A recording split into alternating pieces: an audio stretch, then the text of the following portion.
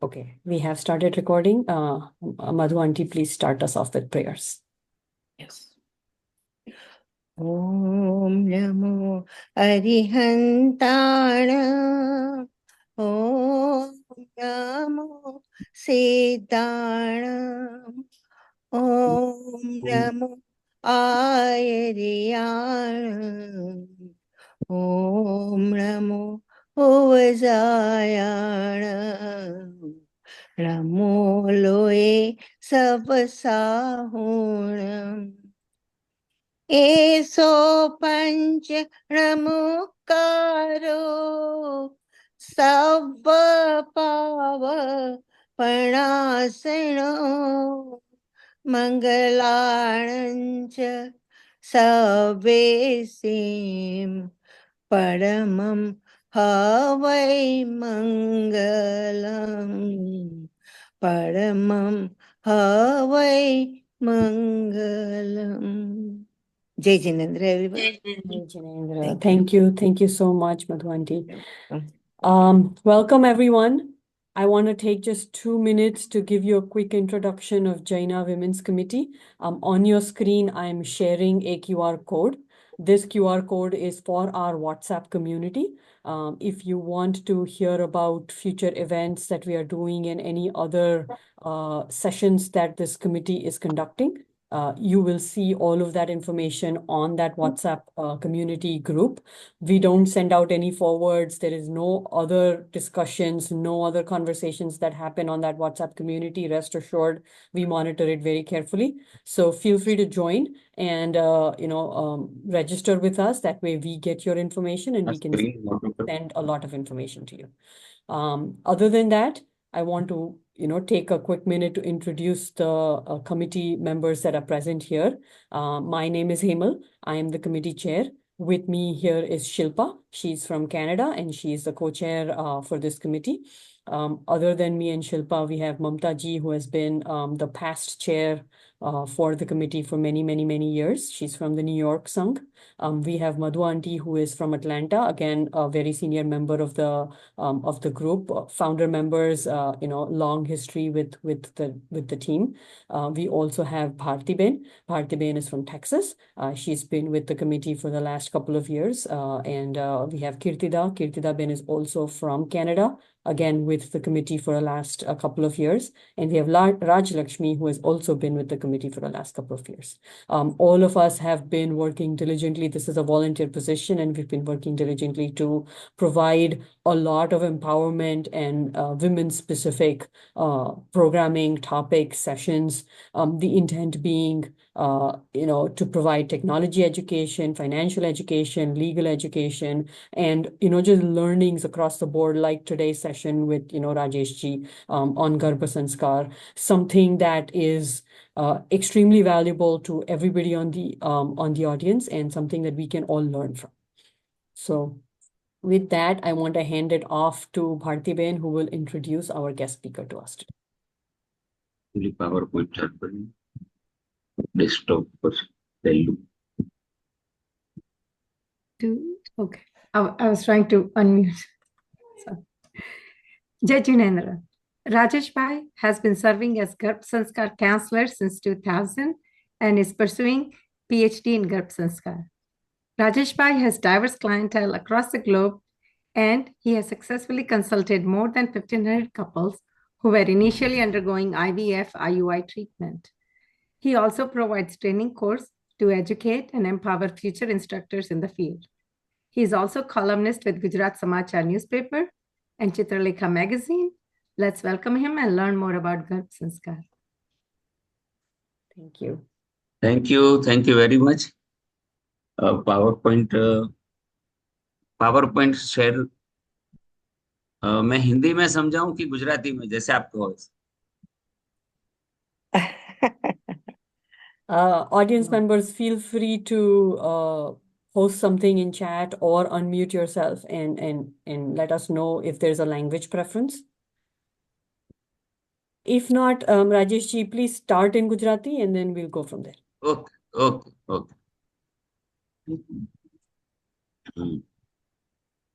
નહીં આખું સ્ક્રીનમાં આવે ને આટલું presentation mode.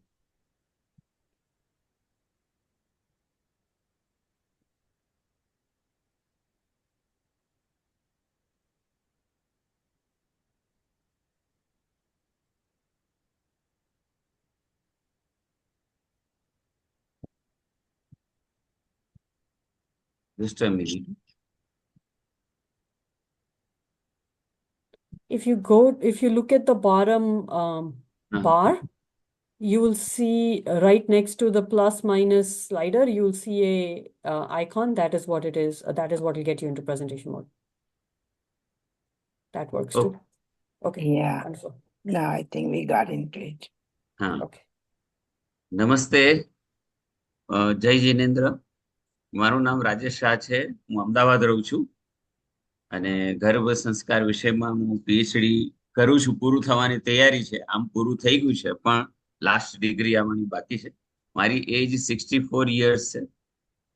હવે ઘણા બધા લોકો આમાં જોઈન્ટ થયા હશે, મેલ ફિમેલ અને ઘણી બધી એજ ગ્રુપના. તો દરેકને એવો પણ ક્વેશ્ચન આવે કે અમારે આ સબ્જેક્ટની શું જરૂર છે? અમારે તો આટલી એજ થઈ ગઈ, અમારે તો બાળકો થઈ ગયા, બાળકોના પણ બાળકો થઈ ગયા, વગેરે વગેરે.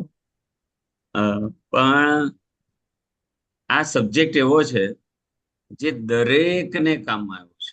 દરેકને, કોઈ પણ એજના લોકોને ક્યાંક ને ક્યાંક, આજે નહીં તો કાલે, કાલે નહીં તો થોડા વખત પછી, પણ ક્યાંક ને ક્યાંક વાતચીત કરવામાં કામમાં આવે એવું સબ્જેક્ટ છે.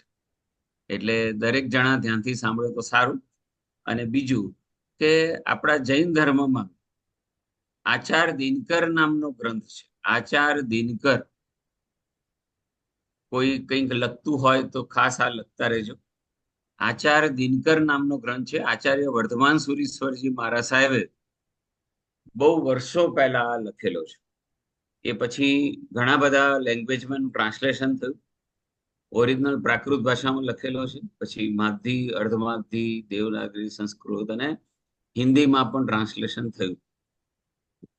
છેલ્લે હિન્દીમાં, ગુજરાતીમાં નથી આ ગ્રંથ અવેલેબલ, હિન્દીમાં છેલ્લે છે. 100 વર્ષ પહેલા ટ્રાન્સલેશન થયેલું છે હિન્દીમાં, આચાર દિનકર.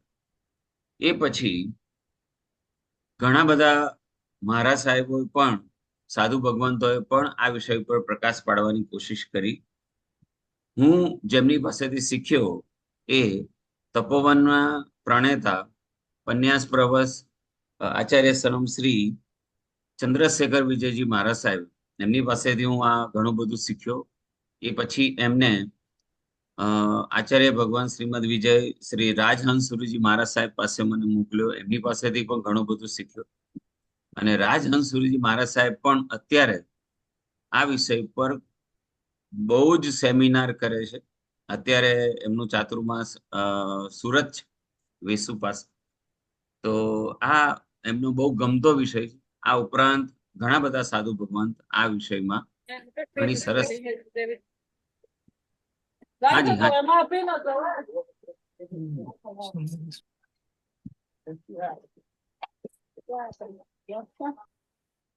Okay, please continue. Sorry. Sorry. તો ઘણા બધા મહારાજ સાહેબ આ વિષયને ટચ કરે છે. અને સાધુ ભગવંત પણ મને બહુ સરસ પ્રેરણા આપે છે કે આ વિષયને થોડો વધારે વ્યાપ વધારો. આપણા જે 45 આગમો છે એમાં 32મા નંબરનું આગમ તંદુલ વૈચાલિક, એમાં પણ આ વિષયનો ઉલ્લેખ છે. એટલે આપણા જે 4 પિલ્લર છે, સાધુ, સાધ્વી, શ્રાવક, શ્રાવિકા, તો શ્રાવક શ્રાવિકાનો ગૃહસ્થ ધર્મ એવું એક પુસ્તક હીર વિજયજી મહારાજ સાહેબે બહાર પાડ્યું. શ્રાવક શ્રાવિકાનો ગૃહસ્થ ધર્મ. એ વિષય, એ બુકમાં પણ આ વિષય બહુ સરસ રીતે આલેખાયો છે. અને આપણા તીર્થંકર ભગવાન, મોટા ભાગના લોકોએ લગ્ન કરેલા છે અને એમને બાળકોને જન્મ આપ્યો છે. તો એ લોકોએ પણ આ વિષયને બહુ સરસ રીતે સમજ્યા છે, માણ્યો છે. અને લોકો સુધી ફેલાવવાનો પણ અનાયાસે કંઈક ને કંઈક કારણથી આ વિષયને હજી એટલો બધો વ્યાપ મળ્યો નથી, અથવા એટલું કે અમારે આની શું જરૂર છે, અથવા તો આ સેક્સ રિલેટેડ કંઈ એજ્યુકેશન લાગે છે, અથવા આ તો કોમન છે, આ તો આની શું જરૂર છે, પણ જ્યારે આપ બધા લોકો આ વિષયને સમજશો ત્યારે એટલી બધી મજા આવશે તમને. અને બધા લોકો કમસે કમ 2 વ્યક્તિને આ વાત પહોંચાડે. બહુ સરસ આ એક સબ્જેક્ટ છે. હવે હું મારા સબ્જેક્ટ ઉપર આવું છું. ગર્ભ સંસ્કાર વિષય એ 3 પાર્ટમાં વહેંચેલો આ સબ્જેક્ટ છે. કન્સીવ કર્યા પહેલા, પછી કન્સીવ કર્યા પહેલા, ડ્યુરિંગ પ્રેગ્નન્સી અને આફ્ટર બર્થ. એટલે કે કન્સીવ કર્યા પહેલા પ્લાનિંગમાં જે લોકો હોય એ લોકો માટે, ડ્યુરિંગ પ્રેગ્નન્સી 9 મહિનાના, અને બાળકના જન્મ પછી 5 વર્ષ સુધીનો બહુ મોટો આ વિષય છે. હવે આ વિષયનો પર્પસ શું છે એ પહેલા સમજી લઈએ, પછી આપણે આગળ જઈએ. આ વિષયનો પર્પસ એવો છે કે બાળક physically, mentally, emotionally, intelligent, spiritual બધી રીતે સરસ બાળક સમાજને મળે, સરસ સિટીઝન સમાજને મળે, એક આદર્શ નાગરિક સમાજને મળે, એવું આ સાયન્સનું પર્પસ છે. તો ફિઝિકલી સરસ એટલે શું? દેખાવમાં સરસ, આયુષ્યમાન, રોગ પ્રતિકારક શક્તિ એટલે ઇમ્યુનિટી પાવર એનો સરસ હોય, ઘડીએ ઘડીએ ડોક્ટર પાસે જવું ના પડે, નોર્મલ ડિલિવરી થાય, નોર્મલ કન્સીવ થાય. આજકાલ ઘણા બધા લોકોને ફર્ટિલિટીના પ્રોબ્લેમ આવે છે, તો એવા કોઈ પ્રોબ્લેમ ના આવે, નેચરલ જ કન્સીવ થાય. પોતાનું જ સ્ત્રી બીજ અને પોતાનું જ પુરુષ બીજ એટલે કે સ્પર્મ અને એગ બીજા પાસેથી ડોનેટમાં લેવું ના પડે, અને એ પણ શુક્ર ધાતુ એકદમ પાવરફુલ હોય, અને ડિલિવરી પણ નોર્મલ થાય. બાળક બહુ લાંબુ ના હોય, બહુ નાનું ના હોય, બહુ જાડું ના હોય, બહુ પતલું ના હોય, બધી રીતે સપ્રમાણ હોય. એને આપણે પીક્યુ કહીએ છીએ, ફિઝિકલી ક્વોશન્ટ, ફિઝિકલી સરસ બાળક. મમ્મીને પણ ડ્યુરિંગ પ્રેગ્નન્સી ખાસ પ્રોબ્લેમ ના આવે. ત્યાર પછી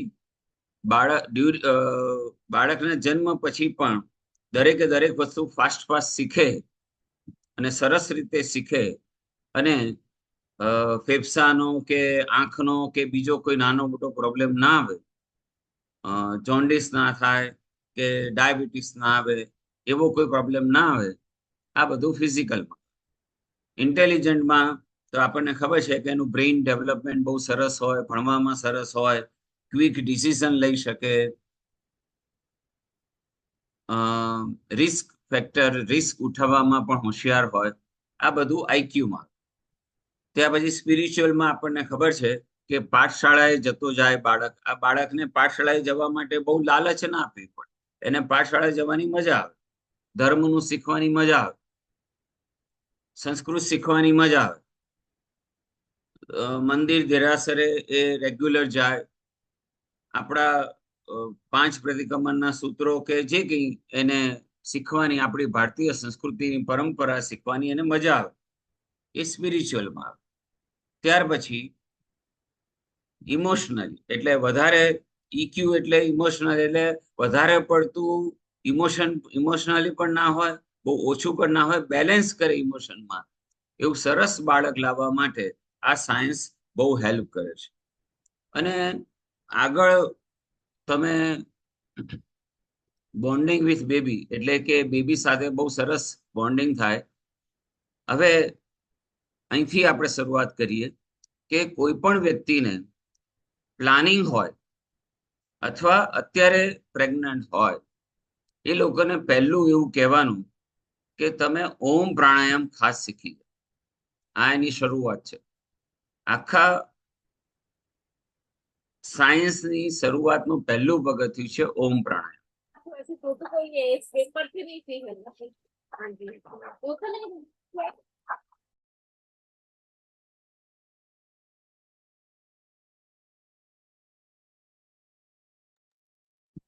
હા, આવે છે અવાજ બરાબર? હાજી. હા, તો આખા સાયન્સની શરૂઆત છે ઓમ પ્રાણાયામ. એટલે દરેક જણા જે લોકો પ્લાનિંગમાં હોય અથવા ફીડિંગ કરાવતા હોય અથવા અત્યારે પ્રેગ્નન્ટ હોય એ દરેક જણાને કહેવાનું કે તમે ઓમ પ્રાણાયામ કરો. ઓમ પ્રાણાયામની અંદર આ મુદ્રા રાખવાની હોય છે અને ઢીંચણ ઉપર હાથ રાખવાના હોય છે અને સ્ટ્રેટ બેસવાનું હોય છે અને ઉપર 25% મહત્વ આપવાનું હોય છે. એક મિનિટ.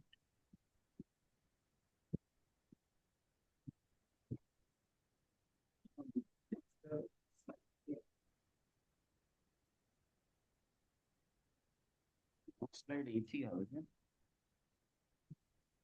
અહીંયા કરું છું તો નેક્સ્ટ સ્લાઇડ આવશે. નથી.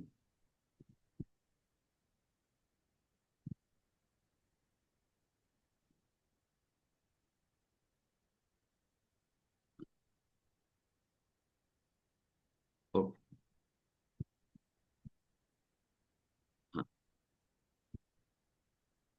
ઓકે. તો જો જે 3 લેટર છે એ યુ અને એમ ઓમ એની અંદર 25% શ્વાસ અને સમય આપવાનો હોય છે. ખાસ કરીને આ સાયન્સમાં ખાસ એનું ઇમ્પોર્ટન્સ આપ્યું છે. ઉ ઉપર 5% અને મ વધારે ખેંચવાનું છે 70%. એટલે હું એક એક્ઝામ્પલ આપું છું કે ઓમ કઈ રીતે બોલવું જોઈએ.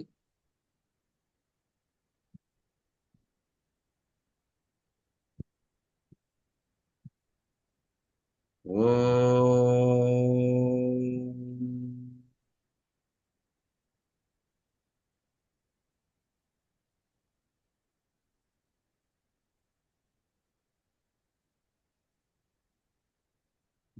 એટલે મને વધારે ખેંચવાનું છે. જેને પણ આ સાયન્સમાં એટલે કે કન્સીવ કરવાનું બાકી હોય, પ્લાનિંગ હોય અથવા ફર્ટિલિટીનો પ્રોબ્લેમ આવતો હોય દરેક લોકોએ અને દરરોજ સવારે 6 મિનિટ આ ઓમ પ્રાણાયામનું કીધું છે. હવે આપણને એમ થાય કે શા માટે મને વધારે એ લોકો ઇમ્પોર્ટન્સ આપે છે. તો આયુર્વેદમાં અને ગર્ભ સંસ્કાર વિજ્ઞાનમાં એવું લખ્યું છે કે સંસ્કૃત બોલનાર લોકો એ જનરલી બહુ કંજૂસ હોય એટલે કે ઓછા શબ્દોનો ઉપયોગ કરતા હોય. બિંદી પણ અથવા કાનો માત્ર પણ એ ઓછું ઉપયોગ કરે, એક શબ્દ પણ વધારે બોલે નહીં. તો એ લોકો પણ મ શબ્દ વધારે બોલે છે. એટલે કે કમલ બોલવું હોય તો કમલમ, કેશવ બોલવું હોય તો કેશવમ, એવું પાછળ મ લગાવે છે. કારણ કે મ એ બુફર છે અને મગજની દરેકે દરેક નસ ખોલી નાખે છે અને એમાં બ્લડ સર્ક્યુલેશન એટલું સરસ થાય છે કે ઓટોમેટિક વ્યક્તિ સ્ટ્રેસ ફ્રી થાય છે અને હોર્મોનલ બેલેન્સ થતું જાય છે અને બધી જ જે પિટ્યુટરી અને પિનિયલ ગ્લેન્ડ અને બધી ગ્લેન્ડ સરસ કામ કરતી થાય છે. માટે મ ને ઉપર વધારે ભાર આપેલો છે અને દરેક વ્યક્તિ, દરેક કન્ટ્રી, દરેક વ્યક્તિ, એન્ટાયર યુનિવર્સ દરેકને આ ઓમ માન્ય છે અને દરેકે દરેક જીવ પણ ઓમને ઓળખે છે ને સમજે છે. એને માટે બહુ બધા લોકો હેલ્પ પણ કરે છે. માટે હવે આ એક બહુ સરસ કન્સેપ્ટ અમારા સાહેબે બહુ સરસ સમજાવ્યો હતો. હવે તમને થશે કે આ શું લખ્યું છે કે ખ્યાલ ના આવે. 999 = 999. હવે આને આપણે સરસ રીતે સમજી. આ સાયન્સમાં બહુ સરસ સમજાવ્યું છે કે 9 મંથ્સ પહેલા 3 છે ઇન્વેસ્ટમેન્ટ છે અને પછીના 999 છે એ આપણને ફાયદો થાય છે. બાળકને પર્ટિક્યુલર બાળકને ફાયદો થાય છે. હવે પહેલા 3 જે 999 છે એ 9 months of planning, 9 months of planning, 9 months during pregnancy અને 9 months કમસે કમ 9 મહિના ફીડિંગ કરાવવું. હવે ઘણા બધા લોકોને એવું થતું હશે કે આજકાલ ક્યાં કોઈ લોકો પ્લાનિંગ કરે છે. ડાયરેક્ટ જ કન્સીવ થઈ જાય પછી ખબર પડે કે હું પ્રેગ્નન્ટ છું. પણ કન્સીવ કર્યા પહેલા પ્લાનિંગનું વધારે મહત્વ આપ્યું છે. ઇમ્પોર્ટન્સ કહીએ તો આ 3 ને ઇમ્પોર્ટન્સ આપણે આપીએ. ગર્ભ સંસ્કાર વિજ્ઞાનમાં આ 3 ડિપાર્ટમેન્ટને ઇમ્પોર્ટન્સ આપ્યું છે. 50 50%, 30 30% અને 20%.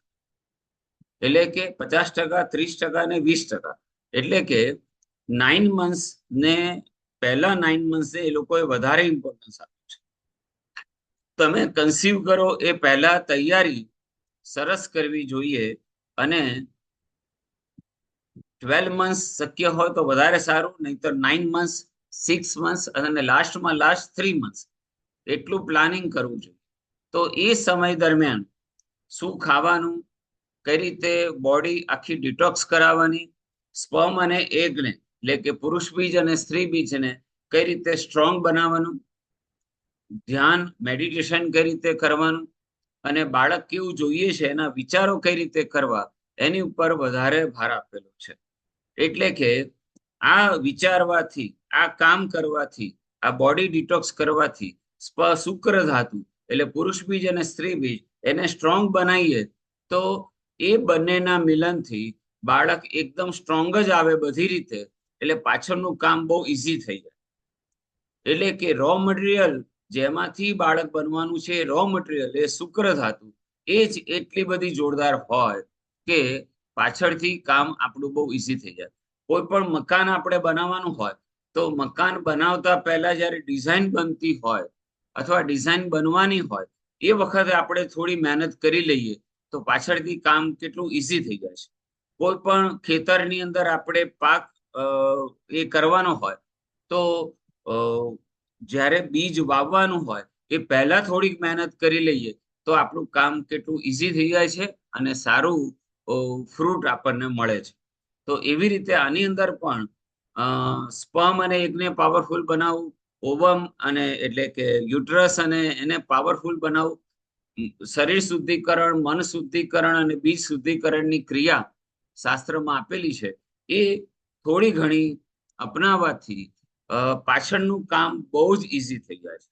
ડ્યુરિંગ પ્રેગ્નન્સીનું કામ પણ ઇઝી થઈ જાય છે, ફીડિંગનું કામ બી ઇઝી થઈ જાય છે અને પછી ફીડિંગનું પણ કામ પત્યા પછી બાળકને નો ઉછેર બહુ ઇઝી થઈ જાય છે. આજકાલ આપણે જોઈએ છે કે બહુ હાઈપર એક્ટિવ બાળકો હોય છે, નેગેટિવ હાઈપર એક્ટિવ બાળકો હોય છે, અથવા ઘણા બધા લોકો ક્રાઇમ પણ કરતા હોય છે અથવા તો ક્રાઇમ કરવાની વિચાર પણ કરતા હોય છે, અથવા એમને ધર્મ બાજુ લાવવામાં, દેરાસર લઈ જવામાં, પાઠશાળાએ લઈ જવામાં આપણે બહુ મહેનત કરવી પડે છે. તો પાછળથી કામ બહુ અઘરું થઈ જાય છે.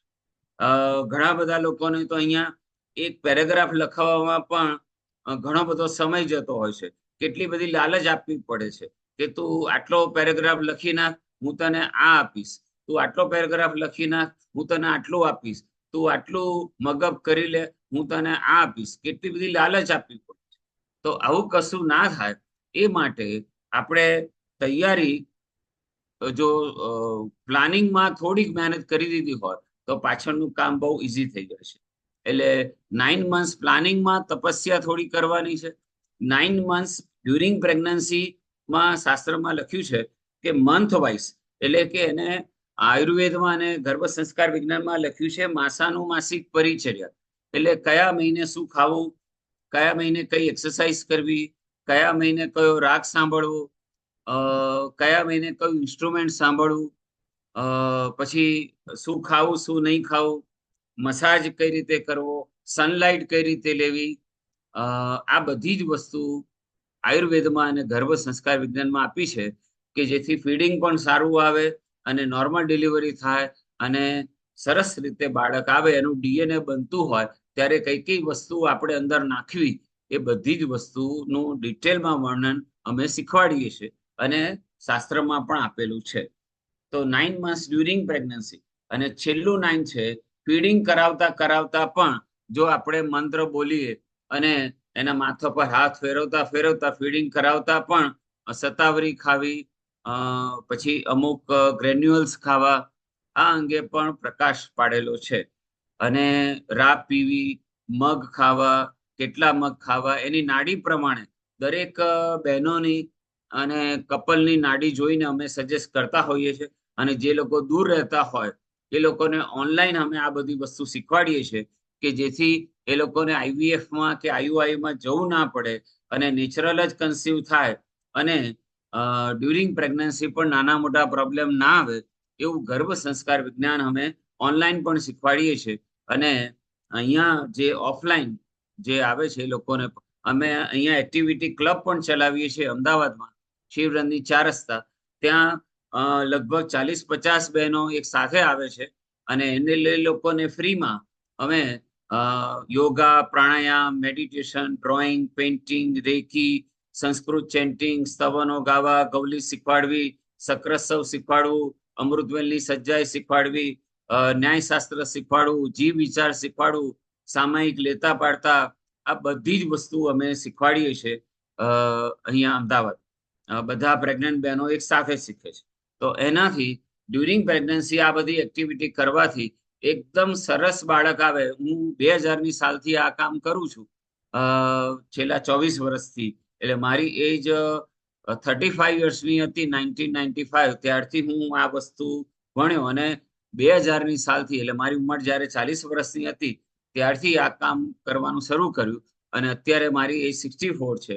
અત્યાર સુધીમાં ઘણા બધા બાળકોને આવા સરસ રીતે, ઘણા બધા પ્રેગ્નન્ટ બહેનોને, ઘણા કપલને આ બધું શીખવાડ્યું અને એટલા સરસ બાળકો આવ્યા. ઇવન પ્રજ્ઞાચક્ષુ બેન, એટલે કે એક બેનને આંખોની તકલીફ હતી, તો એને એમ હતું કે મને બાળક થશે જ નહીં, ને બાળક થશે તો એની મમ્મી પણ પ્રજ્ઞાચક્ષુ હતા, એ પણ બ્લાઇન્ડ હતા.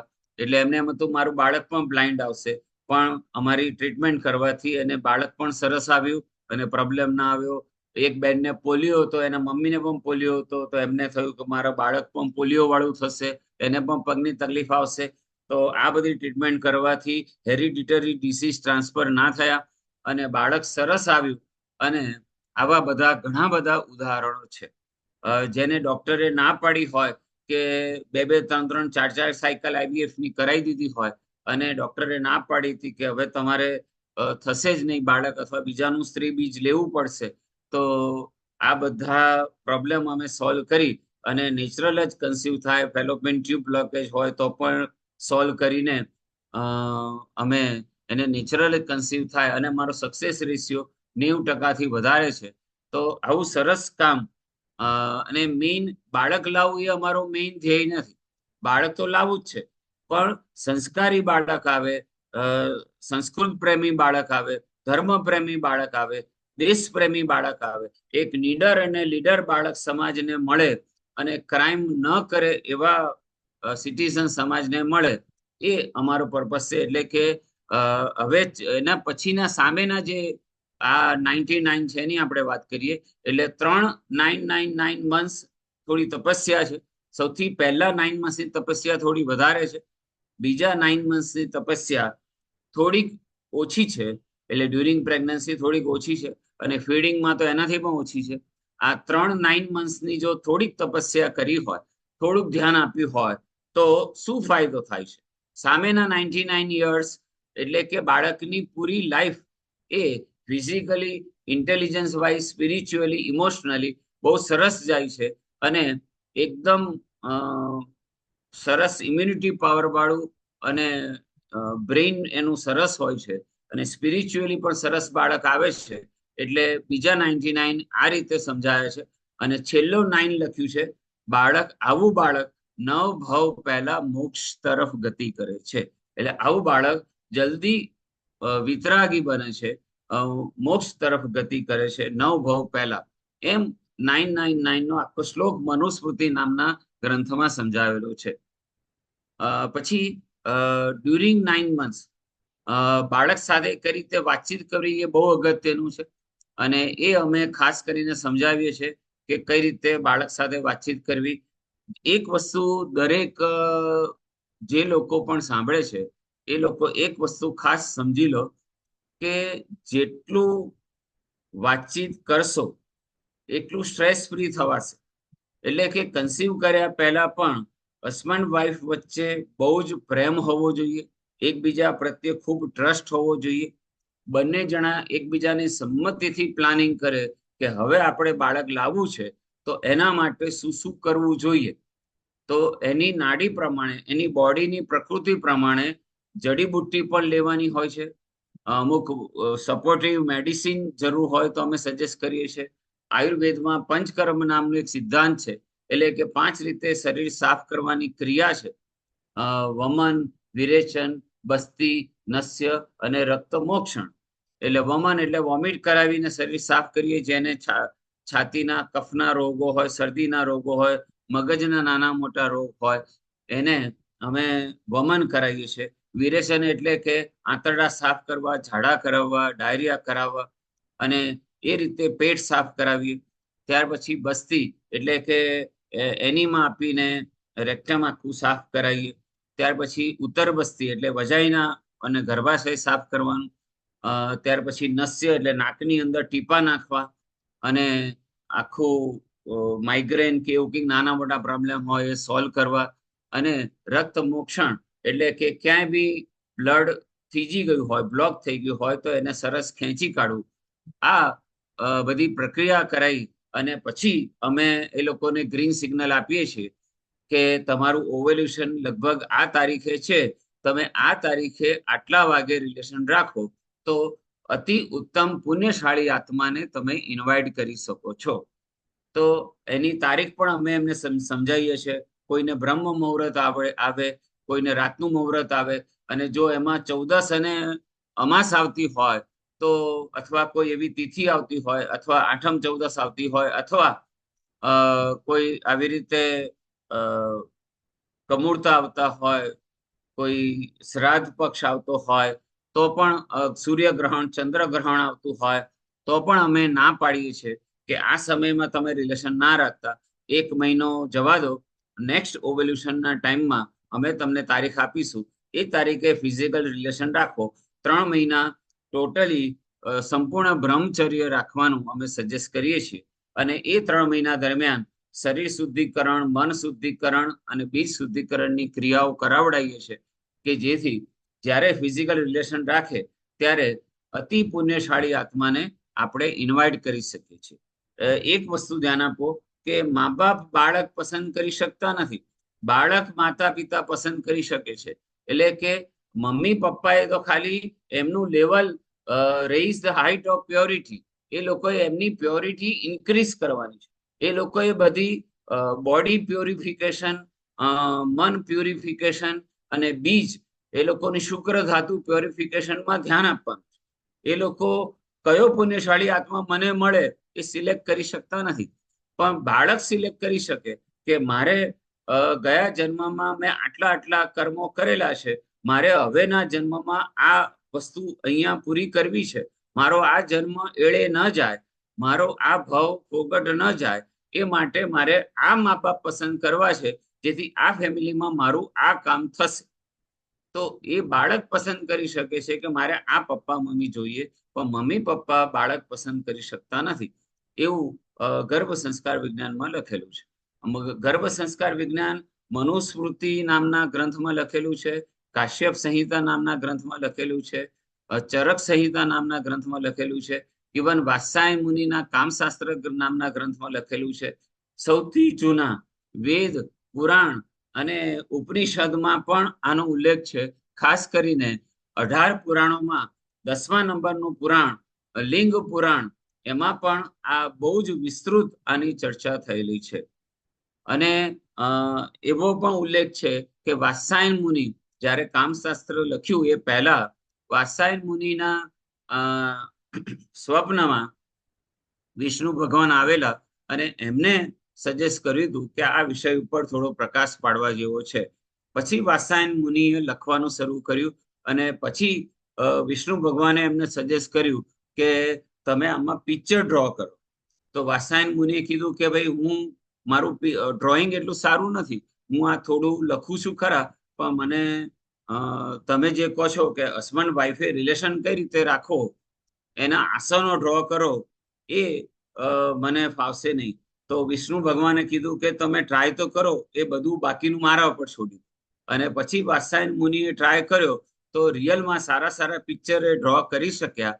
અને હસબન્ડ વાઈફે કઈ રીતે એકબીજાને ટચ કરવું, કઈ રીતે કિસ કરવી, કઈ રીતે જુદા જુદા આસનોથી ફિઝિકલ રિલેશન રાખો કે જેથી અતિ ઉત્તમ બાળક, એને એ લોકો અધિજનન કહે છે કે સારામાં સારું બાળકને આપણે ઇન્વાઇટ કરી શકીએ, એ અંગેના પ્રકાશ પાડ્યો.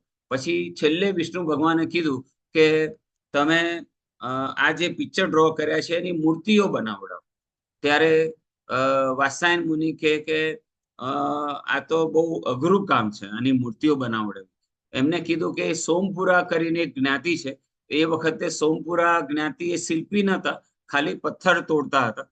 તો કે જે સોમપુરા કરીને જ્ઞાતિ છે એમને તમે આ કામ સોંપો તો એ લોકો ટ્રાય કરશે. અને રિયલમાં સોમપુરા જ્ઞાતિને ઇન્વાઇટ કરીને એ લોકોએ આ કામ આપ્યું અને પછી એ લોકો શિલ્પી બન્યા અને પછી એ લોકો પથ્થર તોડવાનું કામ કરતા હતા. એમને શીખવાડ્યું અને એ લોકોએ આ હસબન્ડ વાઈફે કઈ રીતે ફિઝિકલ રિલેશન રાખવો, કિસ કઈ રીતે કરવી, કઈ રીતે એકબીજાની કમરને પકડવી અને જુદા જુદા આસનોના મૂર્તિઓ બનાવી જેથી અને પછી બહુ બધા લોકો એના દર્શનાર્થે આવ્યા અને બહુ બધી મૂર્તિઓ બની. તો વિષ્ણુ ભગવાને જ્યારે વાત્સાયન મુનિને કીધું કે આ મૂર્તિને તમે મંદિરમાં મૂકો, ત્યારે વાત્સાયન મુનિ ખૂબ ગુસ્સે થઈ ગયા અને કીધું કે આ મૂર્તિઓને મંદિરમાં મૂકવાની ક્યાં જરૂર છે. પણ વિષ્ણુ ભગવાને કીધું કે વીટો પાવર, કે ભાઈ મારે આ કરવાનું છે, આ મારે ઓર્ડર છે. તો પછી વાત્સાયન મુનિએ માન્યું અને ઘણા બધા મંદિરોમાં આ મૂર્તિઓ ટ્રાન્સફર કરી. પણ મૂર્તિઓ એટલી બધી હતી કે એટલા બધા મંદિરોમાં મૂકવી શક્ય નથી. પછી અમુક ગુફામાં સંતાડી દીધી, કારણ કે પછી તો મોગલ સામ્રાજ્ય આવ્યું ને ઘણી બધા મંદિરો તૂટવા લાગ્યા. એટલે એમને એમ લાગ્યું કે આ નાશ પામશે આ કળા. પછી અત્યારે પણ ભારતમાં એવું કહી શકાય કે 700 થી વધારે મંદિરો એવા છે જેમાં આ હસબન્ડ વાઈફે કઈ રીતે કામશાસ્ત્રને એન્જોય કરવું એની મૂર્તિઓ અત્યારે પણ ઘણા બધા મંદિરોમાં છે અને ઘણી બધી ગુફાઓમાં પણ આનો ઉલ્લેખ છે. અને તમે કદાચ જો ઓ માય ગોડ 2 નામનું પિક્ચર કદાચ જોયું હોય તો એમાં પણ આનો ઉલ્લેખ છે કે ઘણા બધા ગ્રંથોમાં આ વસ્તુ કોમન છે. અને તમારે નિગ્લેક્ટ કરવી ના જોઈએ અને સારા સિટીઝન સમાજને આપવા હોય તો આ વિષયને અત્યારે હાઇલાઇટ કરવો ખૂબ ખૂબ જરૂરી છે. એટલે સવારથી ઉઠીનેથી સાંજના સુઈ જતા સુધીની આખી દિનચર્યા ગ્રંથમાં લખેલી છે. ફોર એક્ઝામ્પલ, સવારે સૂર્યોદય પહેલા ઉઠવું. જેને સારું બાળકનો જન્મ આપવો હોય એને સવારે સૂર્યોદય પહેલા ઉઠવું. સૌથી અગત્યની વસ્તુ આયુર્વેદમાં અને ગર્ભ સંસ્કાર વિજ્ઞાનમાં લખી હોય તો એ છે ઊંઘ. જેની ઊંઘ સારી એ સારું બાળકને જન્મ આપી શકે. આ પહેલું સેન્ટેન્સ લખેલું. ફરીથી બોલું છું, બહુ જ અગત્યનું છે, કારણ કે આજકાલ સૌથી હોર્મોનલ ઇમ્બેલેન્સ કરનારું સૌથી અગત્યનું પરિબળ હોય તો એ આ છે. માટે હું આને ખાસ બધાને સમજાવું છું અને આયુર્વેદમાં અને ગર્ભ સંસ્કાર વિજ્ઞાનમાં હાઇલાઇટ કરીને બહુ મોટા અક્ષરે લખેલું છે કે સારું બાળક લાવવા માટેની પહેલી કન્ડિશન છે સારી ઊંઘ. અને સારી ઊંઘ એટલે શું? તો સૂર્યોદય પહેલાની 7 થી 8 કલાકની ઊંઘ. એટલે કે સૂર્યોદય ફોર એક્ઝામ્પલ 6:30 થતો હોય તો 10:30 ઊંઘી જવાનું, મેક્સિમમ 11 વાગે ઊંઘી જવાનું, મેક્સિમમ થી મેક્સિમમ 11:30 ઊંઘી જવાનું અને 6:30 ઉઠી જવાનું. સૂર્યોદય થાય એ પહેલા ઉઠી જવાનું. તો એના 2-3 કલાક પહેલા ખાઈ લેવાનું. એટલે કે આપણો જે જૈન ધર્મમાં 24 છે, એટલે કે સૂર્યાસ્ત પહેલા જમવું એ કેટલું સાયન્ટિફિક છે આપણને ખ્યાલ આવશે. તો એના 3 કલાક પહેલા જમી લેવાનું. અમુક શાસ્ત્રમાં વચ્ચે દૂધ પીવાનો ઉલ્લેખ છે, પણ એ આપણા જૈન શાસ્ત્રોમાં નથી. બીજા અમુક શાસ્ત્રોમાં વચ્ચે બદામ વાળું દૂધ પીવાનો ઉલ્લેખ છે. તો આ વહેલું જમી લેવું, વહેલા સૂઈ જવું, વહેલા ઉઠવું અને ઉઠ્યા પછી વાસી મોઢે, આ વાસી મોઢે જે શબ્દ વાપરું છું એ જૈન શાસ્ત્રોમાં નથી, બીજા શાસ્ત્રોમાં છે.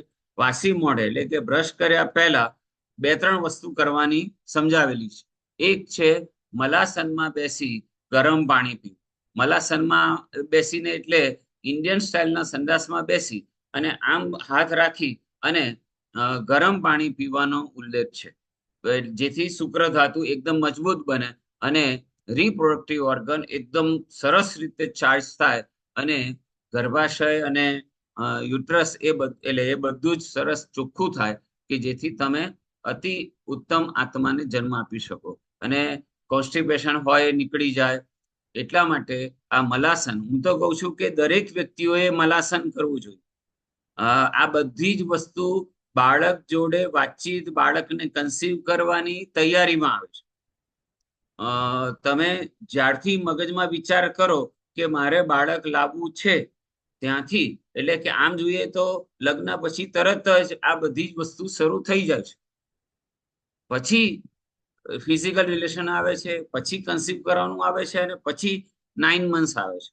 પણ એ પહેલા આ તૈયારી રૂપે મલાસનમાં બેસી ગરમ પાણી પીવું, પછી આગલા દિવસે પલાળેલા ડ્રાયફ્રૂટ ખાવા, કાજુ સિવાયના એટલે કે કેશ્યુ સિવાયના બધા ડ્રાયફ્રૂટ ખાવાના, આગલા દિવસે પલાળેલા બદામ, અખરોટ, કિસમિસ એટલે કે દ્રાક્ષ, સૂકી દ્રાક્ષ, આ બધા આગલા દિવસે પલાળેલા ડ્રાયફ્રૂટ ખાવા. ત્યાર પછી બ્રશ કરીએ એ પછી દંતમંજન એટલે આયુર્વેદિક પાવડરથી આંગળીથી પેઢા ઉપર માલિશ કરવાની, દાંતની પાછળ, ઉપર તાળવા ઉપર, એ બધે માલિશ કરવાની કે જેથી અહીંયા રિપ્રોડક્ટિવ ઓર્ગનમાં મસાજ થાય અને તમે અતિ ઉત્તમ બાળકને જન્મ આપી શકો. તો આ પણ ઉલ્લેખ છે. આ બધી જ વસ્તુ શાસ્ત્રમાં લખેલી છે અને જે વ્યક્તિને ઇન્ટરેસ્ટ હશે એ લોકો મને ફોન કરશે અથવા ગમે તે રીતે કોન્ટેક્ટ કરશે તો હું આ શાસ્ત્રોના પેજ નંબર ઇવન ગૂગલમાં પણ છે, ઇવન યુટ્યુબ પર પણ આની સરસ સરસ વિડીયો છે, તો એની લિંક પણ એમને આપીશ કે જેથી જેને આ વિષયમાં ઇન્ટરેસ્ટ હોય એ આ વિષય ભણી શકે છે. અને હું તો કહું છું કે તમારા દેશમાં પણ તમારા એરિયામાં પણ એક ગર્ભ સંસ્કાર કેન્દ્ર હોવું જોઈએ અને બધા પ્રેગ્નન્ટ બહેનો આવે અથવા પ્લાનિંગ કરી રહેલા લોકો આવે અને આ બધું શીખે. ભલે ને અઠવાડિયે એક જ વખત આવે, અઠવાડિયે 2 વખત જ આવે, અડધો કલાક જ આવે, અઠવાડિયે એક વખત 1 કલાક જ આવે, અડધો કલાક આવે, પણ આ બધું શીખે તો એ લોકો, અને એવું ના માનતા કે આજકાલ ક્યાં આ બધું શક્ય છે, વહેલું ઉઠવું અથવા તો આ બધું આંગળીથી પેઢાનું માલિશ કરવું, એવું નથી. મારી પાસે યુએસએના, યુકેના, કેનેડાના, ઓસ્ટ્રેલિયાના, ન્યુઝીલેન્ડના, ઇવન દુબઈના ઘણા બધા ક્લાયન્ટેજ છે અને એ લોકો આટલી બધી બિઝી લાઈફ હોવા છતાં ઘણા બધા એવા છે કે જે સિરિયસલી આનું પાલન કરે છે. ડોક્ટર હોવા છતાં, ગાયનેકોલોજીસ્ટ હોવા છતાં, અથવા તો આઈટી એન્જિનિયર હોવા છતાં, સારું ભણેલા હોવા છતાં પણ આ બધા આ વિષયમાં માને છે, સમજે છે. અને જેમને એવી ઈચ્છા છે કે ના મારે ખરેખર એક જ બાળક લાવવું છે, 2 જ બાળક લાવવા છે, પણ આવા સરસ બાળક લાવવા છે, એના માટે મારે ખોટી એલોપેથીમાં કે આઈવીએફમાં કે આ બધામાં નથી જવું, તો એ લોકો આ આયુર્વેદ પદ્ધતિ અપનાવે છે અને ખરેખર બહુ જ સરસ બાળક આવે છે. અને આ બધું હમણાં બનેલું નથી. તમે અભિમન્યુની સ્ટોરી જુઓ, ભક્ત પ્રહલાદના મમ્મી પપ્પા તો રાક્ષસ હતા, એટલે કે અસુર કુળના હતા. તો એની મમ્મી નારદજી પાસે શીખી અને ગર્ભ સંસ્કાર શીખીને પ્રહલાદ જેવા ધર્મપ્રેમી બાળકને જન્મ આપ્યો. રાક્ષસના ઘરમાં જન્મેલા પ્રહલાદજી જો એ સંત પુરુષ બનતા હોય, સ્વામી વિવેકાનંદ જુઓ, સ્વામી દયાનંદ મહાશ્રી જુઓ, ઇવન છેલ્લે આપણા નરેન્દ્ર મોદી જુઓ, એમના મમ્મી હીરાબાની કહાણીમાં પણ એ લોકો કહે છે કે ભાઈ નરેન્દ્ર મોદી જયારે પેટમાં હતા ત્યારે હું આ ભગવદ્ ગીતા વાંચતી હતી, આમ કરતી હતી, તેમ કરતી, અત્યારે નરેન્દ્ર મોદી આ રીતે કામ કરે છે. તો આવા તો કેટલાય ઉદાહરણ.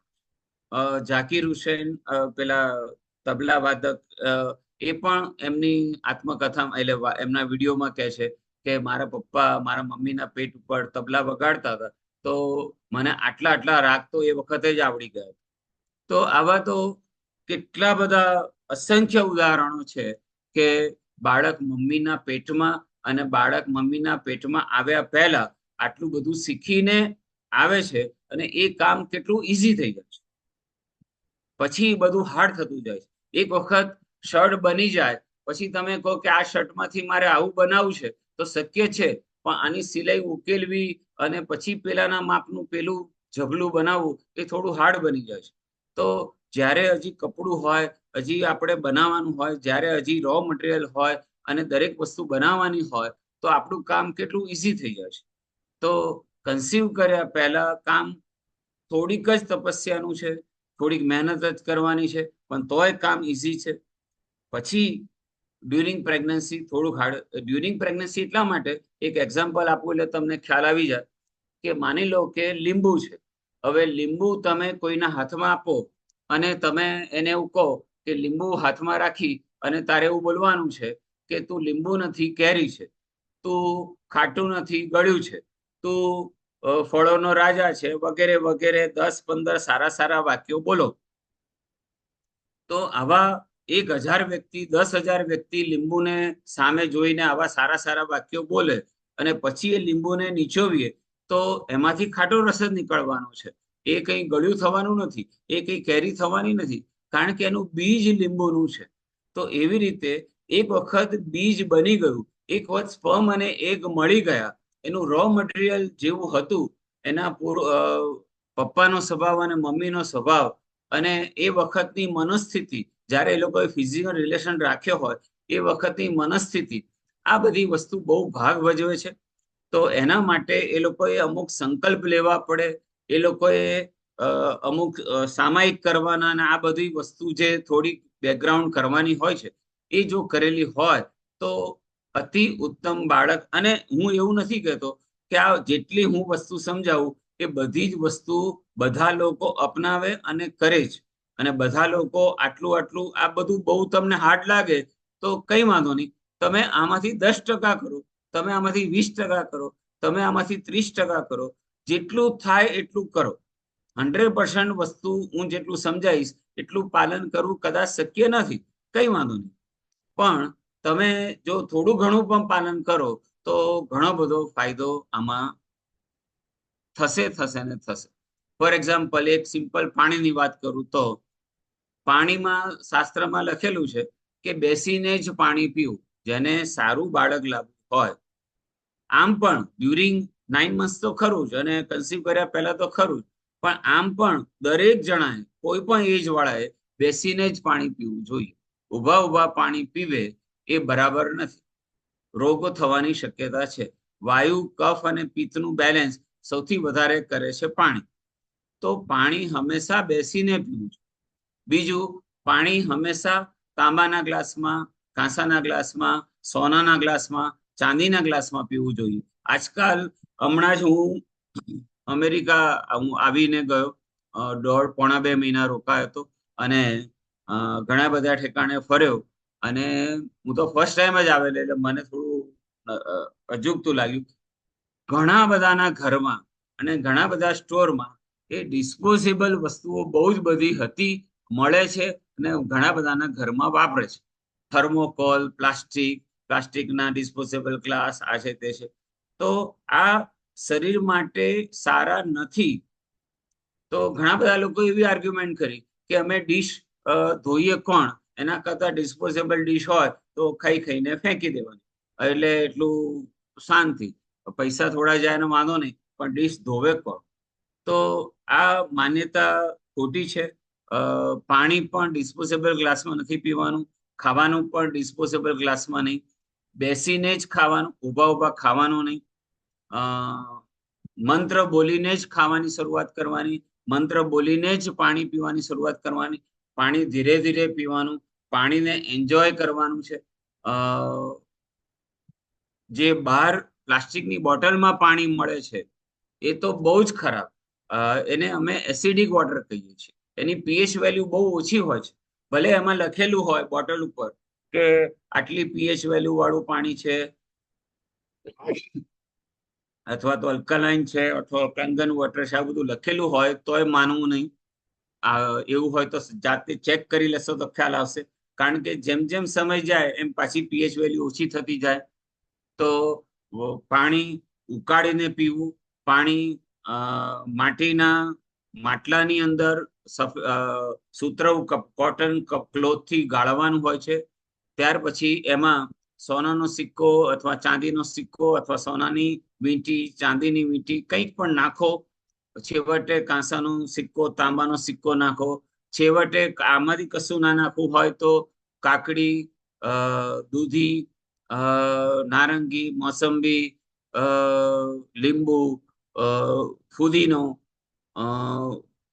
પાન ઉપર લગાવીએ છીએ ચૂનો, આમાંથી કંઈક એક વસ્તુ થોડીક પણ પાણીમાં નાખવાથી એ પાણીની પીએચ વેલ્યુ વધી જાય છે અને પાણી સરસ પીવા લાયક બને છે અને બોડી અલ્કલાઇન બને છે, બોડી સરસ ડિટોક્સ થાય છે.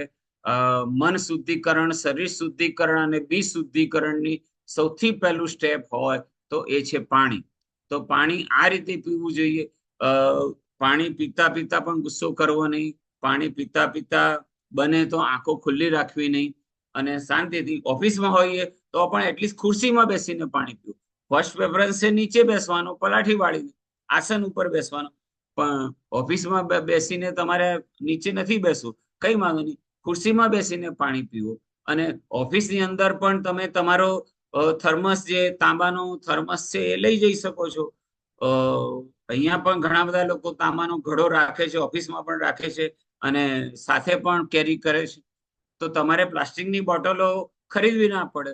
મેં ઘણા બધાના ઘરમાં જોયું કે વોલમાર્ટમાંથી ને કોસ્ટકો ને એ બધામાંથી બહુ બધી પાણી નાના નાની બોટલોની આખી કેરેટ ને કેરેટ થપ્પા ને થપ્પા લઈ આવે કે કોણ આ બધું કરે. કોઈ પણ વસ્તી માંગે તો એક બોટલ પકડાઈ દેવાની, એના ખુરશી આગળ બોટલો મૂકી દેવાની અથવા ડાઇનિંગ ટેબલ પર બોટલો મૂકી દેવાની, એટલે આપણે પાણીની મગજમારી નહીં અથવા કંઈ થાય તો આપણું નામ આવે નહીં. આવી બધી માન્યતાઓ ત્યાં ચાલે છે. અહીંયા આનું વલણ થોડું ઓછું છે, એટલું સારું છે. એટલે અહીંયાના અલગ પ્લસ માઇનસ પોઈન્ટ છે, ત્યાંના અલગ પ્લસ માઇનસ પોઈન્ટ છે. તો યુએસએ ના જે મેં માઇનસ પોઈન્ટ જે 2-3 વસ્તુ મને જોઈ કે ભાઈ આ જે ખાવા પીવાની પદ્ધતિ એ થોડીક બદલવા જેવી છે.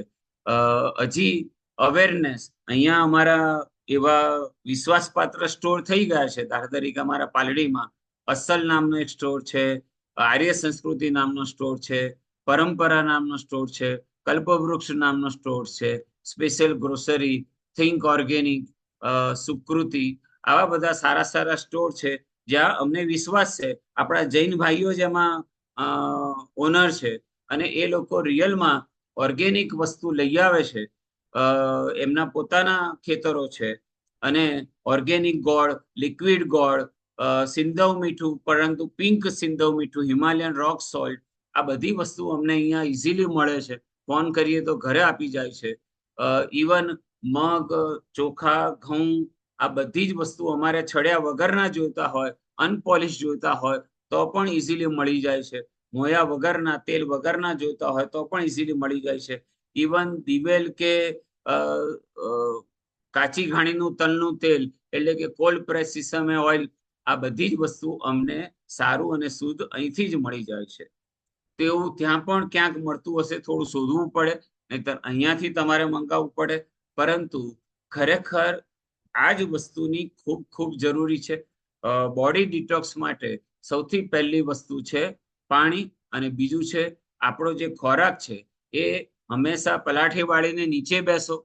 જેને સારું બાળક લાવવું છે અથવા પ્રેગ્નન્ટ છે એ બધા લોકોએ આસન ઉપર નીચે બેસવાનું છે, પલાઠી વાળીને બેસવાનું છે, બાજટ ઉપર કાંસાની થાળી લેવાની છે અને ધીરે ધીરે ખાવાનું છે અને બધી જ ઓર્ગેનિક વસ્તુ ખાવાની છે. અને એમાં ઘઉં નથી ખાવાના, ઘઉં નથી ખાવાના, બાજરી એટલે કે મિલેટ્સ, બાજરી, પછી મકાઈ, પછી જવ, જુવાર, રાજગરો, મોરૈયો, આ બધાના ઇંગ્લિશ નામ તમારે જે કંઈ પૂછવા હોય એ પણ તમે મને પર્સનલ કોન્ટેક્ટ કરજો, હું તમને સમજાવીશ. આ બધું બાળક લાવવાની શરૂઆત, બાળક સારું બાળક લાવવાની શરૂઆત, બાળક જોડેની વાતચીત કરવાની શરૂઆત, બાળકને સારું ઘડવું અથવા બાળકને સરસ બનાવવું, એક દિવ્ય આત્માને બનાવવાની શરૂઆત એ આ બધાથી થશે.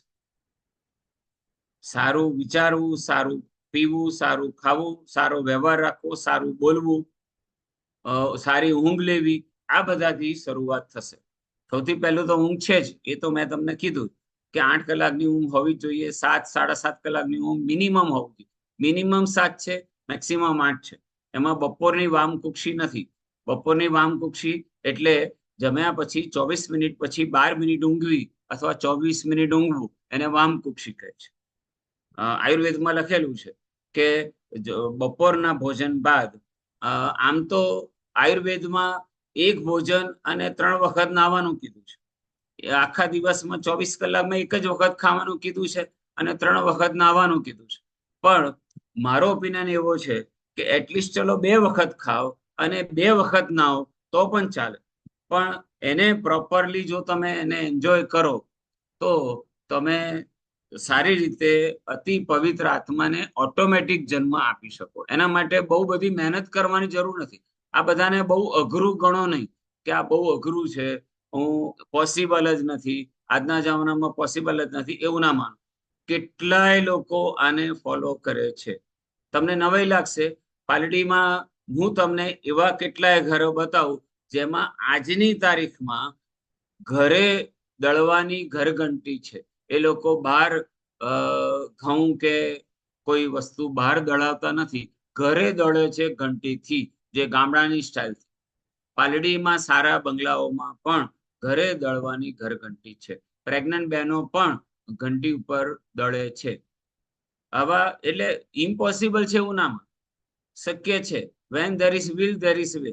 મન હોય તો માળવે જવાય. તમારી ઈચ્છા હોવી જોઈએ. દરેકના રસ્તા ઈઝી છે. પહેલું સ્ટેપ છે તમારી ઈચ્છા હોવી કે ના મારે સારું બાળક લાવવું છે, માટે મારે થોડીક બી શરૂઆત કરશો, ઘણી બધી હેલ્પ મળી રહેશે. પલાઠી વાળીને જમો, કાંસાની થાળીમાં જમો. સૌથી પહેલા તો સોનાની થાળીમાં જમવાનું છે, પછી ચાંદી, પછી સિલ્વર જર્મન, પછી કાંસુ. છેવટે કશું ના મળે તો પાંદડામાં જમવાનું, પતરાળામાં જમવાનું. પણ પ્લાસ્ટિકમાં, થર્મોકોલમાં કે સ્ટીલમાં કે એલ્યુમિનિયમમાં કે મેલામાઇનમાં તો ખાવાનું નહીં નહીં ને નહીં છે. એવી જ રીતે રસોઈના વાસણો પણ આયુર્વેદમાં અને ગર્ભ સંસ્કાર વિજ્ઞાનમાં લખ્યા છે કે રસોઈ બનાવવાના વાસણો લોખંડના હોવા જોઈએ, માટીના હોવા જોઈએ, પિત્તળના હોવા જોઈએ, કલાઈ કરેલા. અહીંયા અમદાવાદમાં પણ કેટલાયના ઘરે પિત્તળના વાસણો છે. અહીંયા અત્યારે પણ કેટલા બધા લોકો કલાઈ કરાવે છે. અહીંયા કલાઈ કરાવવાની પણ ફેસિલિટી છે. દર મહિને એ લોકો કલાઈ કરે પિત્તળના વાસણોને આખું શીશુથી. અને લોખંડના વાસણો વાપરે, પણ નોનસ્ટિક અને એલ્યુમિનિયમ, સ્ટીલ આ બધા વાસણો રસોઈ બનાવવામાં પણ એ લોકો ઉપયોગ કરતા નથી. એટલે આ બધી વસ્તુ બહુ અગત્યની છે. દાખલા તરીકે ફ્રીજમાં તમે કોઈ વસ્તુ મૂકી હોય, ફોર એક્ઝામ્પલ દૂધ, છાશ, શાકભાજી, દહીં, કઈ પણ વસ્તુ ફ્રીજમાં મૂકી હોય તો આયુર્વેદમાં અને ગર્ભ સંસ્કાર વિજ્ઞાનમાં લખ્યું છે કે પહેલા બહાર કાઢી અને 24 મિનિટ મૂકી રાખ. કોઈ પણ વસ્તુ, દૂધ પણ બહાર કાઢીને 24 મિનિટ મૂકી રાખવાનું અને પછી જરૂર હોય એ પ્રમાણે એનો ઉપયોગ કરવો. બધા લોકો ફ્રીજમાંથી કાઢીને તરત જ પાણી પીવે છે, એકદમ ઠંડુ ઠંડુ પાણી પીવે છે. ખાંડ બિલકુલ ખાવાની નથી, આઈસ્ક્રીમ બિલકુલ ખાવાનું નથી, પછી જે ફ્લેવર્ડ મિલ્ક છે એ પણ ખાવાનું નથી. તો આ બધી વસ્તુને થોડું થોડું ધ્યાન આપીએ તો પણ આપણે બોડી ઓટોમેટિક ડિટોક્સ થશે. માનસિક રીતે પણ તમે સ્ટ્રેસ ફ્રી થશો અને પિનિયલ ગ્લેન્ડ, પિટ્યુટરી ગ્લેન્ડ આ બધું એટલું સરસ કામ કરશે. બધા હોર્મોન એવા સરસ રિલીઝ થશે કે શુક્ર ધાતુને મજબૂત બનાવી અને વાયુ, કફ અને પિત્તનું બેલેન્સ કરી અને આપણે એક દિવ્ય, ગુણવાન, દર્શનવાન, ચારિત્રવાન, જ્ઞાનવાન બાળકને આપણે જન્મ આપી શકીએ છીએ. તો થોડુંક ડાયટમાં ધ્યાન આપવાથી, ફોર એક્ઝામ્પલ સિંગ દાણા નથી ખાવાના અમુક નાડીવાળાને, અમુક નાડીવાળાને સાબુદાણા નથી ખાવાના, ખાટું અથાણું અમુક નાડીવાળાને નહીં ખાવાનું, પછી પાપડ નહીં ખાવાના. બેકરી આઈટમ એટલે અમેરિકામાં મેં જોયું કે બ્રેડનું અને બેકરી આઈટમનું વલણ વધારે છે. કેક, પેસ્ટ્રી, બિસ્કિટ, ખારી બિસ્કિટ, ટોસ્ટ, પફ, આ બધું વલણ ત્યાં વધારે છે. તો આ બધી વસ્તુ બેકરી આઈટમ ખાવાની નથી. આથો લાવેલી વસ્તુ પણ ખાવાની નથી. તમે સાઉથ ઇન્ડિયન ઢોસો ખાવો હોય કે ઈડલી ખાવી હોય કે ઢોકળા ખાવા હોય, આંડવો ખાવો હોય, આ બધું ખાઈ શકો છો. પણ ઘરે દાળ અને ચોખા લાવીને ઘરે પલાળો. તૈયાર ખીરું લાવવાનું નથી, ઘરે પલાળો અને ઘરે તમે પ્રોપરલી બનાવો Sorry. તો તમારે કોઈ વાંધો, હા ક્યારેક થોડોક ઈનો નાખી શકાય છે, પણ આ સિવાય પેલો ખાવાનો બહુ બધો સોડા નાખીને બહુ બધું એનો આથો લાવવાની મેથડ છે એ ખોટી છે. તો સાઉથ ઇન્ડિયન વસ્તુ પણ ઇવન ભાજી પાવમાં ખાવા હોય તો ખવાય, પણ પાવને બદલે રોટી ખાઓ, અને એ પણ મેં કીધું એ લોટની. ત્યાર પછી ભાજી આપણી જૈન ભાજી બનાવવાની, બટાકા ડુંગળી લસણ રીંગણ એ બધું નથી ખાવાનું. 8 શાકભાજી નથી ખાવાના, બટાકા ડુંગળી લસણ રીંગણ વાલોર પાપડી સુરતી પાપડી ગુવાર ચોળી આ બધું નથી ખાવાનું, કે જેથી વાયુ ઓછો થાય, જેને સારું બાળક લાવવું છે. તો બાકીના બધા આપણા જૈન શાકભાજી ખાવાશે અને જૈન ભાજી પાઉં બનાવો. તમારે રગડા પેટીસ બનાવી છે, કેળાની પેટીસ બનાવો. તો દરેકે દરેક વસ્તુ ખાઈ શકાય, એવું ના માનતા કે આટલું આટલું આટલું નથી ખાવાનું તો પછી ખાવાનું શું, અથવા તો પછી આપણે કઈ રીતે. જો ને બેટા કોણ, તો એક જ મિનિટ.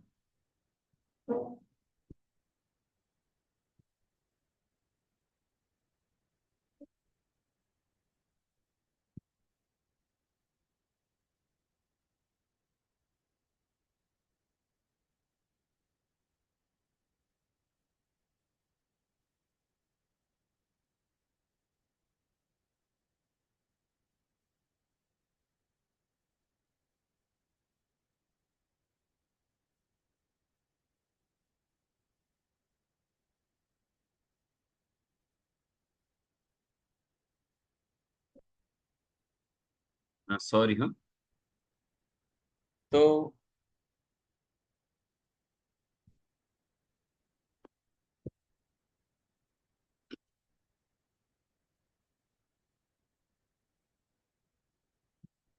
આપણી પાસે ટાઈમ છે ને હજી 6:35. આપણે કોઈને સવાલ જવાબ પણ વચ્ચે વચ્ચે પૂછવા હોય તો પૂછી શકશે. અને કારણ કે મારે તો બહુ જ બધું બોલવાનું છે અને મારે તો કલાકોના કલાક ઓછા પડશે.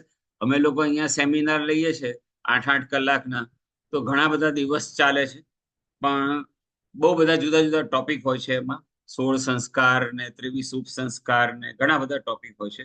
મસાજ કઈ રીતે કરવાનો, role of father, role of senior citizen, ઘણા બધા ટોપિક જુદા જુદા હોય છે. તો વચ્ચે વચ્ચે કોઈને ક્વેશ્ચન હોય તો પણ પોતાનું માઇક અનમ્યુટ કરીને વચ્ચે વચ્ચે પૂછી શકશે.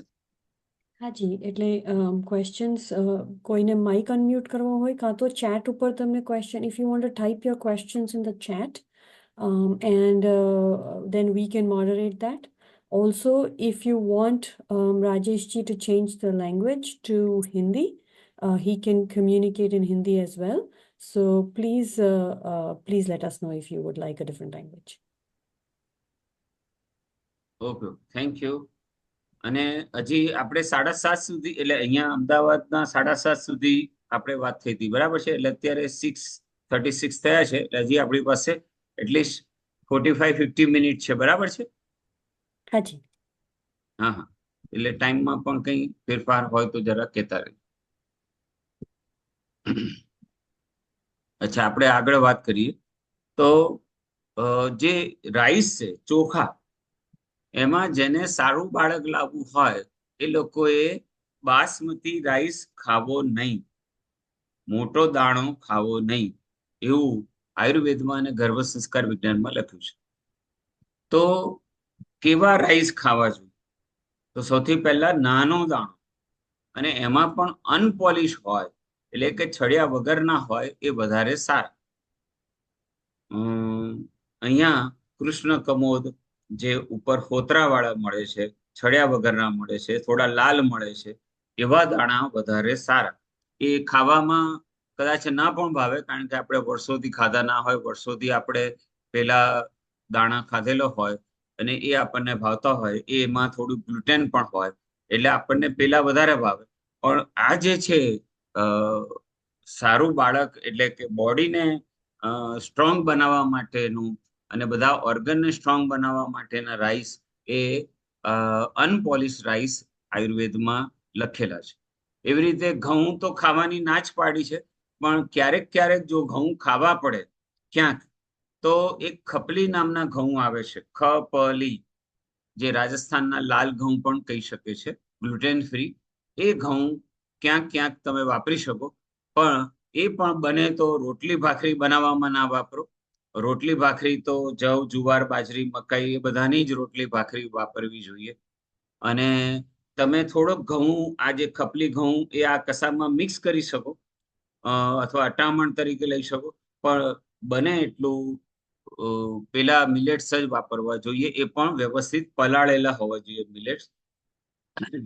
અને લોટ બાંધ્યા પછી તરત જ થોડા વખતમાં એની રોટલી બનાવી દેવી, અને રોટલી કે ભાખરી બનાવ્યા પછી થોડાક જ વખતમાં એ ખાઈ લેવું. હવે તમને કદાચ એવું પણ પ્રશ્ન આવશે કે અમે તો અહીંયા તૈયાર પરોઠા લઈ આવીએ છીએ, અથવા તૈયાર બધું લઈ આવીએ છીએ, અથવા તો અમે રોટલી કે ભાખરી કંઈ બનાવીએ છીએ પછી બહુ જ દિવસ સુધી એ ચલાવીએ છીએ ફ્રીજમાં મૂકીને, તો આ બધું એ હેલ્થ માટે સારું નથી. પછી કેટલું તમારે પ્રેક્ટિકલ છે નથી એ તમારો વિષય છે, પણ અમારે અહીંયા તો આયુર્વેદમાં લખ્યું છે પ્રમાણે વાપરીએ તો એ પાણી નાખ્યા પછી, એટલે કે લોટ બાંધ્યા પછી, કણેક બાંધ્યા પછી થોડાક સમયમાં એને રોટલી બનાવી દેવી, અને રોટલી બનાવ્યા પછી, ભાખરી બનાવ્યા પછી થોડાક જ કલાકમાં, 2-4 કલાકમાં એનો યુઝ કરી લેવો. એને મૂકી રાખવું નહીં, આવો ઉલ્લેખ છે, અને ઘણા બધા લોકો આનું પ્રોપર પાલન પણ કરે છે આજની તારીખમાં પણ. એટલે થોડુંક વિચારશો તો થોડોક રસ્તા નીકળશે. 100% રસ્તા, દાખલા તરીકે ઊભા નથી ખાવું, ઊભા પાણી નથી પીવું, તો થોડુંક શરૂઆતમાં તકલીફ પડશે. પછી તમને કાયમ બેસીને નવકાર મંત્ર બોલીને ધીરે ધીરે પાણી પીશો તો પ્રોબ્લેમ સોલ્વ થઈ જશે.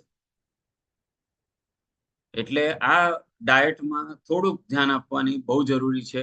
ધારે કે ફ્રૂટની અંદર 3 ફ્રૂટ ખાવાની ના પાડી છે. જેને સારું બાળક લાવવું હોય, જેને એકદમ આવું સરસ બાળક, એને 3 ફ્રૂટ ન ખાવા જોઈએ ડ્યુરિંગ પ્રેગ્નન્સી અને બિફોર કન્સીવ અને ફીડિંગ વખતે પણ. પપૈયું, પાઇનેપલ અને ગ્રેપ્સ. ગ્રેપ્સ એટલે દ્રાક્ષ. તો આ જે ફ્રૂટ વાળી દ્રાક્ષ છે એ થાઇરોઇડ બગાડનારી વસ્તુ કીધી છે. અમુક મુખવાસ પણ, સોપારી, ધાણાની દાળ, આવા મુખવાસ પણ એ થાઇરોઇડ બગાડનારા કીધા છે.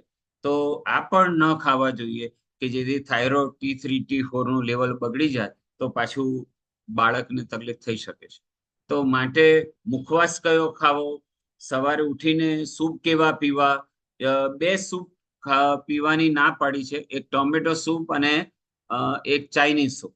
આ 2 સૂપ પીવાની ના પાડી છે. બાકી બધા સૂપ, બ્રોકલી આલમંડ બહુ સારો, પછી સ્વીટકોર્ન સૂપ પણ તૈયાર ટીન લાવવાના નહીં, સ્વીટકોર્નના તમારે ઘરે મકાઈ લાવીને બાફીને તમારે બનાવવાનું. ત્યાં મેં જોયું કે ઘણા બધા લોકો તૈયાર શાકભાજી લઈ આવે છે, ઘરે ખાલી ગરમ કરીને સીધું ખાઈ લે છે. તો એ મેથડ પણ રોંગ છે. પ્રિઝર્વેટિવ નો ઓછામાં ઓછો ઉપયોગ કરો, આર્ટિફિશિયલ કલરનો ઓછામાં ઓછો ઉપયોગ કરો. ખાંડ તો બિલકુલ નથી ખાવાની, કશામાં પણ ખાંડ આવે, સુગર એ નહીં. તમે ગોળનો ઉપયોગ કરી શકો છો, પણ ખાંડ નહીં. અને ગોળ પણ ઓર્ગેનિક, કેમિકલ વગરનો ગોળ, કાળો ગોળ, ડાર્ક બ્રાઉન ગોળ, લિક્વિડ ગોળ, પાવડર ગોળ, આવો ગોળનો ઉપયોગ નું વલણ ધીરે ધીરે વધી રહ્યું છે. એ સારી બાબત છે, પણ હજી બહુ જ ઓછું વલણ છે. લોટમાં રાગી સૌથી સારી કીધી છે, એટલે જેને અમે નાચણી કહીએ છીએ, આ લોટ બહુ સારો.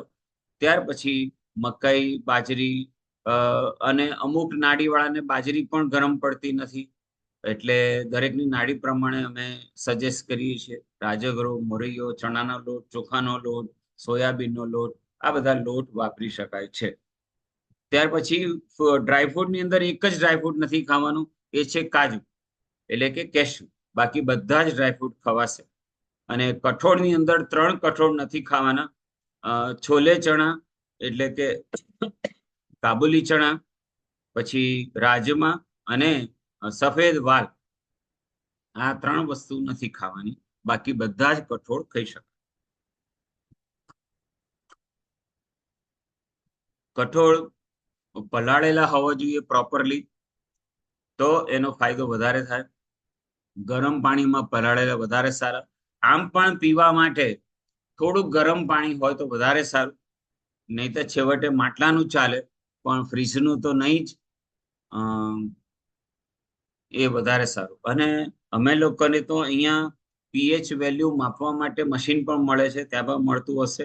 તો તમે તમારી ખાવા પીવાની વસ્તુ, પાણીની પીએચ વેલ્યુ પણ તમે મેઝર કરી શકો. ના હોય તો છેવટે પેલું લિટમસ પેપર સહેજ મૂકો એટલે કલર કેવો પકડે છે એની પરથી પણ તમને ખ્યાલ આવી જાય. જો રેડ ઓરેન્જ એવો કલર પકડે તો એસિડિક સમજવું, જો ગ્રીન બ્લુ એવો કલર પકડે તો અલ્કલાઇન સમજવું. એટલે એટલીસ્ટ 9.5 10 પીએચ વેલ્યુ વાળું પાણી પીવું જોઈએ, ખાવું જોઈએ.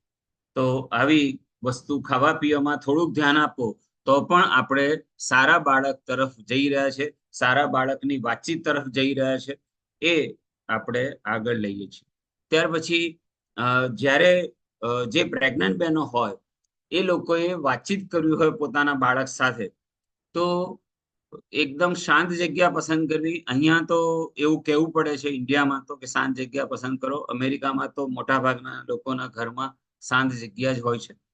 ત્યાર પછી કમસે કમ 24 કલાકમાં એક વખત વાતચીત કરવી જોઈએ.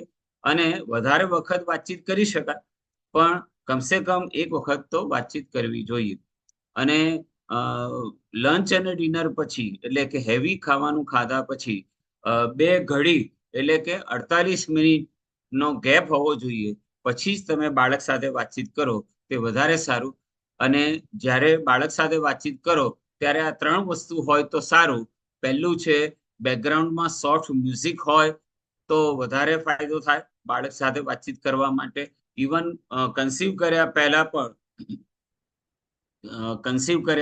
પણ તમે જ્યારે પ્રેયર કરો ત્યારે બેકગ્રાઉન્ડમાં સોફ્ટ મ્યુઝિક વાગતું હોય અને પછી તમે પ્રેયરમાં બેસો તો વધારે ફાયદો થાય એવું આયુર્વેદના શાસ્ત્રોમાં ને આ બધા શાસ્ત્રો જે મેં કીધું, મનુસ્મૃતિ, કાશ્યપ સંહિતા, ગર્ભ સંહિતા, આ બધા શાસ્ત્રોમાં આનો ઉલ્લેખ છે.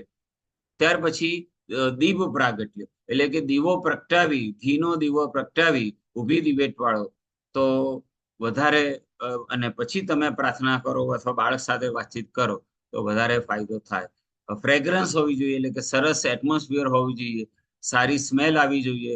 કપૂરદાની એ કરો, ગુગળ અથવા બરાસ અથવા કંઈ પણ લાઈવ રોઝ કે કંઈ પણ, તો તમારે સારું વાતાવરણ હોય, સારી સ્મેલ હોય તો વધારે ફાયદો થાય. દરરોજ જે વાતચીત કરો ત્યારે એક સરખો સમય અને સરખી જગ્યા હોય તો બાળકને પણ વધારે મજા આવશે. અને કન્સીવ કર્યા પહેલા પ્રેયર કરો ત્યારે ભગવાન જોડે બોન્ડિંગ પણ સરસ થાય. એ માટે સરખો સમય અને સરખી પ્લેસ હોય તો વધારે સારું, પ્રિફરેબલ છે.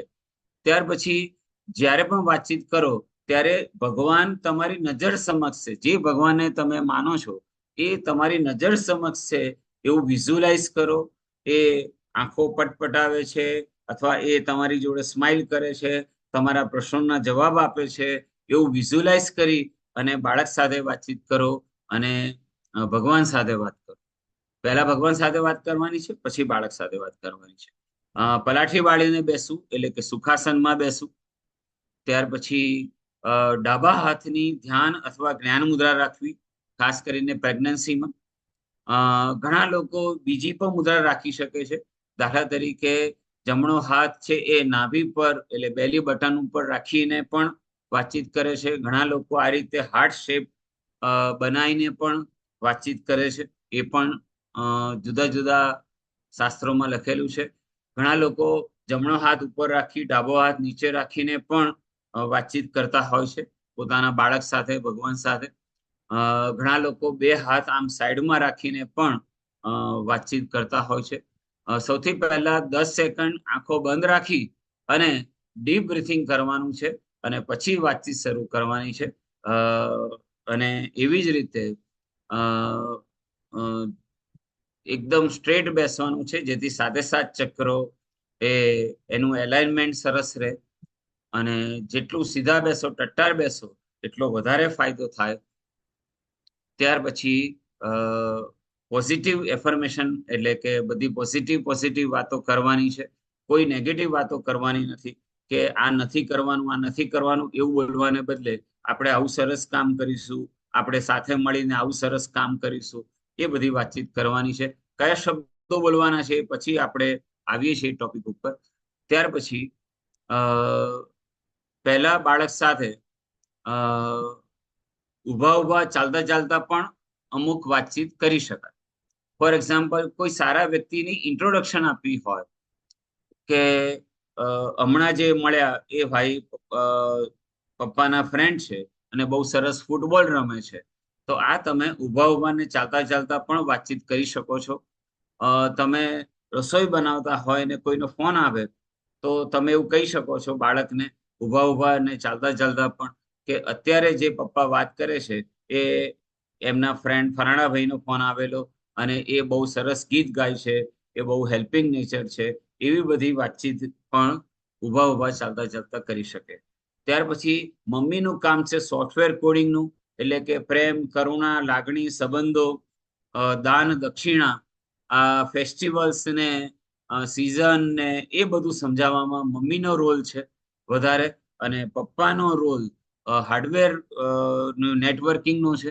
એમાં સ્પોર્ટ્સ આવશે, આઉટડોર એક્ટિવિટીઝ આવશે, ફાઇનાન્સ, પોલિટિક્સ, સેવિંગ્સ, ઇન્વેસ્ટમેન્ટ, એની સ્ટ્રેટેજી, કોમ્યુનિકેશન, ચાણક્ય નીતિ, પોલિટિક્સ, રિસ્ક ટેકિંગ, આ બધું એ પપ્પાએ હાથ મૂકીને, જો કે આ બહુ લાંબી આખી સ્ટોરી છે, એટલે નેક્સ્ટ ટાઈમ જો જૈના ઇન્સ્ટિટ્યૂટ મને પરમિશન આપશે તો હું આજે બહુ ઉપરથી અને ફાસ્ટ બધા ટોપિકને હું થોડા ટચ કરું છું, પણ ખરેખર જો આ વિષયને, આ સબ્જેક્ટને સરસ રીતે એન્જોય કરવો હોય તો બધા ટોપિકને નાના ટુકડા કરીને એક વખતે એક જ ટોપિક લેવો જોઈએ. 40 મિનિટથી 50 મિનિટથી મેક્સિમમ 60 મિનિટ મને આપો અને એક વખત એક જ ટોપિક લઈએ. ફોર એક્ઝામ્પલ ડાયટ, તો એક વખત ખાલી ડાયટ લેવું. For example how to talk with the baby, એટલે મમ્મીએ શું વાત કરવી એની ઉપર 40 થી 60 મિનિટ. પછી પપ્પાએ શું વાતચીત કરવી એની ઉપર 40 થી 60 મિનિટ. પછી મસાજ કઈ રીતે કરવો, પ્રેગ્નન્સી પહેલાનો મસાજ અને પ્રેગ્નન્સી વખતનો મસાજ, એના માટે જુદી 40 થી 60 મિનિટ. પછી સૂર્યપ્રકાશ કઈ રીતે લેવો એના માટે જુદી 40 થી 60 મિનિટ. પછી 16 સંસ્કાર, એમાં પણ દરેક સંસ્કારની જુદી આવા બધા એપિસોડ આપણે જો રાખીએ તો અઠવાડિયે એક વખત મળીએ અથવા મહિને એક વખત મળીએ, જે રીતે બધાની સંમતિ હોય તો આ જુદા ટોપિક આપણે લઈએ તો વધારે. ફીડિંગ કઈ રીતે કરાવવું, લાસ્ટ મંથનું ડાયટ શું, શા માટે મેથીના લાડુ ખાવામાં આવે છે, શા માટે સીમંતોનયન સંસ્કાર એટલે કે ખોળો ભરવો એટલે ગોદ ભરાઈ, એની આ રીતે એની આખી આપણી રિચ્યુઅલ્સ છે. શા માટે મહાવીર જન્મ વાંચનને લીધે 14 સ્વપ્નોને આપણે એ કરીએ છીએ અને એમાં પારણું ઝુલાવીએ છીએ. તો જ્યારે દરેક ભગવાનનો ગર્ભકાળ કેમ બોલવામાં આવે છે, ત્યાર પછી એ ગર્ભકાળનું ઇમ્પોર્ટન્સ શું, જેથી સિઝેરિયન ન કરાવવું પડે. કે આપણે બોલીએ છીએ ને કે 9 મહિનાને 9 દિવસ, 9 મહિનાને 10 દિવસ, આટલા દિવસે આ ગ્રહકાળ હતો ત્યારે ભગવાનનો જન્મ થયો, એવું આપણે બોલીએ છીએ. તો એ 14 સ્વપ્ન, અષ્ટમંગલનું મહત્વ શું, આના જુદા ટોપિકને જુદું એપિસોડ આપણે બનાવીશું તો આપણે આને વ્યવસ્થિત ડીપમાં જઈ શકીશું. એ જેમ કમિટી મેમ્બર મને પરમિશન આપે એમ ઓવરઓલ મેં આજે લીધું, પણ જુદા ટોપિક વાઇઝ મંથમાં એક વખત અથવા 2 મહિને એક વખત અથવા 15 દિવસ એક વખત અથવા અઠવાડિયે એક વખત 40 મિનિટ માટે 60 મિનિટ માટે મળીએ તો આવા જુદા ટોપિકને બહુ સરસ રીતે લેવાય અને જેને ઇન્ટરેસ્ટ હોય એ લોકો આ ટોપિક ઘરે બેઠા પણ સરસ સાંભળી શકે એવો મસ્ત ટોપિક છે. એટલે આજે રાજેશભાઈ, તમને ઇન્ટરપ્ટ કરું, 1-2 ક્વેશ્ચન છે હાજી. તમારી માટે. પેલો ક્વેશ્ચન છે કે આ જે તમે મિલેટ બાર્લી જે બધી વાપરવાનું હાજી વાત કરી તો હાજી એ હાજી પાણીથી ધોઈને સોક કરવાના અને કેટલી વાર માટે સોક આ કરવાના એ પાણીથી પૂછવાનું. ધોઈને સોક કરવાના અને 2 કલાક એને પાણીમાં પલાળી રાખવાના અને હમ પછી એને યુઝ કરવાનો. અને જો લોટ બનાવવો હોય તો પાણીથી પહેલા પલાળવાના, એને સુકવવાના અને પછી એનો લોટ બનાવવાનો. બરાબર છે. અને બીજો ક્વેશ્ચન છે કે તમારા જે તમે આટલા વર્ષોથી જે ફેમિલીઝને હેલ્પ કરી છે તો એ છોકરાઓનું તમારી પાસે કઈ ડેટા છે કે જે હવે હાજી અત્યારે મોટા હાજી થયા છે એનું શું છે? હા, બહુ સરસ ક્વેશ્ચન. હું યુએસએ આવ્યો પછી આ વસ્તુમાં મને જ્ઞાન થયું. આ પહેલા તો નહોતું ડોક્યુમેન્ટેશન એટલે શું. હવે મેં ઘણા બધા લોકોના વિડીયો લીધેલા છે અને અ, એ લોકોના ઇન્ટરવ્યૂ મેં લીધેલા છે કે ભાઈ તમે અહીંયા આવ્યા ત્યારે તમારા મગજમાં શું હતું, હવે તમારું બાળક થઈ ગયું, હવે તમારું બાળક આટલું મોટું થયું તો તમને શું ડિફરન્સ લાગે છે. અને એ પોતે બોલે છે કે ભાઈ મને ગર્ભ સંસ્કાર લેવાથી મારા બાળકમાં આટલો આટલો ફેર દેખાય છે અને મારું બાળક આવું સરસ શાંત છે, તેમ છતાં એક્ટિવ છે, સ્ટેજ ફિયર નથી, ભણવામાં આટલું સરસ હોશિયાર છે, દરેક વસ્તુ જલ્દી જલ્દી શીખે છે અને પાઠશાળાએ સરસ જાય છે કે કોઈ. એટલે આ બધા ઇન્ટરવ્યુમાં એ લોકો બોલે છે. એના ઇન્ટરવ્યુના મેં વિડીયો લેવાના શરૂ કર્યા છે. એટલે એ હવે ધીરે ધીરે હું ભેગા કરી રહ્યો છું. અત્યાર સુધીમાં લગભગ 12 થી 15 વિડીયો તો ભેગા થઈ ગયા છે અને હવે જે જૂના જૂના લોકો છે બધાના કોન્ટેક્ટ કરી અને હું હવે વિડીયો લઉં છું. અને એવા પણ કેટલા બધા કપલ છે જે લોકો વિડીયોમાં એવું બોલે છે કે અમે લોકો મેરેજના 10 વર્ષ થઈ ગયા, અમે આટલો આટલો અહીંયા ઠેકાણે જઈને ટ્રાય કર્યો, ફર્ટિલિટીનો ઇસ્યુ હતો, છેવટે એ લોકો ચાઇલ્ડ બીજાનું એડપ્ટ કરવાનો વિચાર કરેલો અને પછી કોઈકે કંઈ કીધું ને મારી પાસે આવ્યા. આપણું ઘાટકોપરનું જ જૈન કપલ છે તો એ લોકો મારી પાસે આવ્યા અને એ લોકોને નેચરલ જ કન્સીવ થયું અને અત્યારે એમને બેબી આવીને એકદમ સરસ છે. તો જેથી આવા તો કેટલા બધા ઉદાહરણો છે અને હવે આપણે ડોક્યુમેન્ટેશન કરવાનું શરૂ કર્યું છે. એ લોકોના વિડીયો લેવાના શરૂ કર્યા છે. એ લોકો એટલે બાળકો સંગીતમાં હોશિયાર હોય, બાળકો સંગીતની અંદર ધ્યાન આપે, એક આપણા સ્પિરિચ્યુઅલ વસ્તુમાં ધ્યાન આપે એવા બાળકો સરસ સમાજને મળે છે. એનું ડોક્યુમેન્ટેશન, એનો ડેટા લેવાનું મેં શરૂ કર્યું છે. જેને જેને ઇન્ટરેસ્ટ હોય એ ખાસ મારો કોન્ટેક્ટ કરે, એને વિડીયો શેર કરીશ. બહુ મજા આવે એવું સરસ સબ્જેક્ટ છે.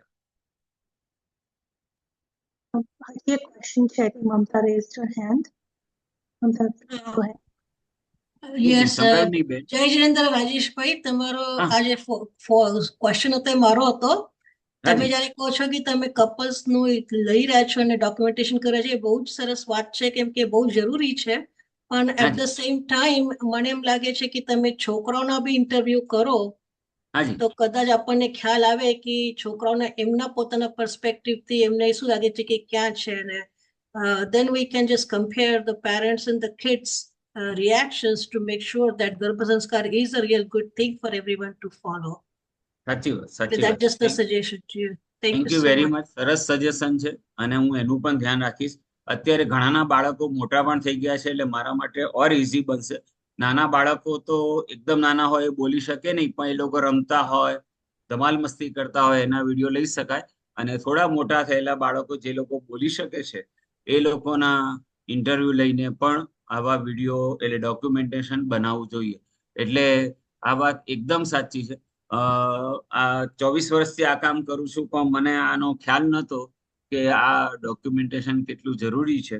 એટલે મેં એટલું ધ્યાન નથી આપ્યું, પણ હવે હું આની ઉપર થોડો વધારે ધ્યાન આપું છું, કોન્સન્ટ્રેશન કરું છું અને હવે બધાના વિડીયો લઉં છું.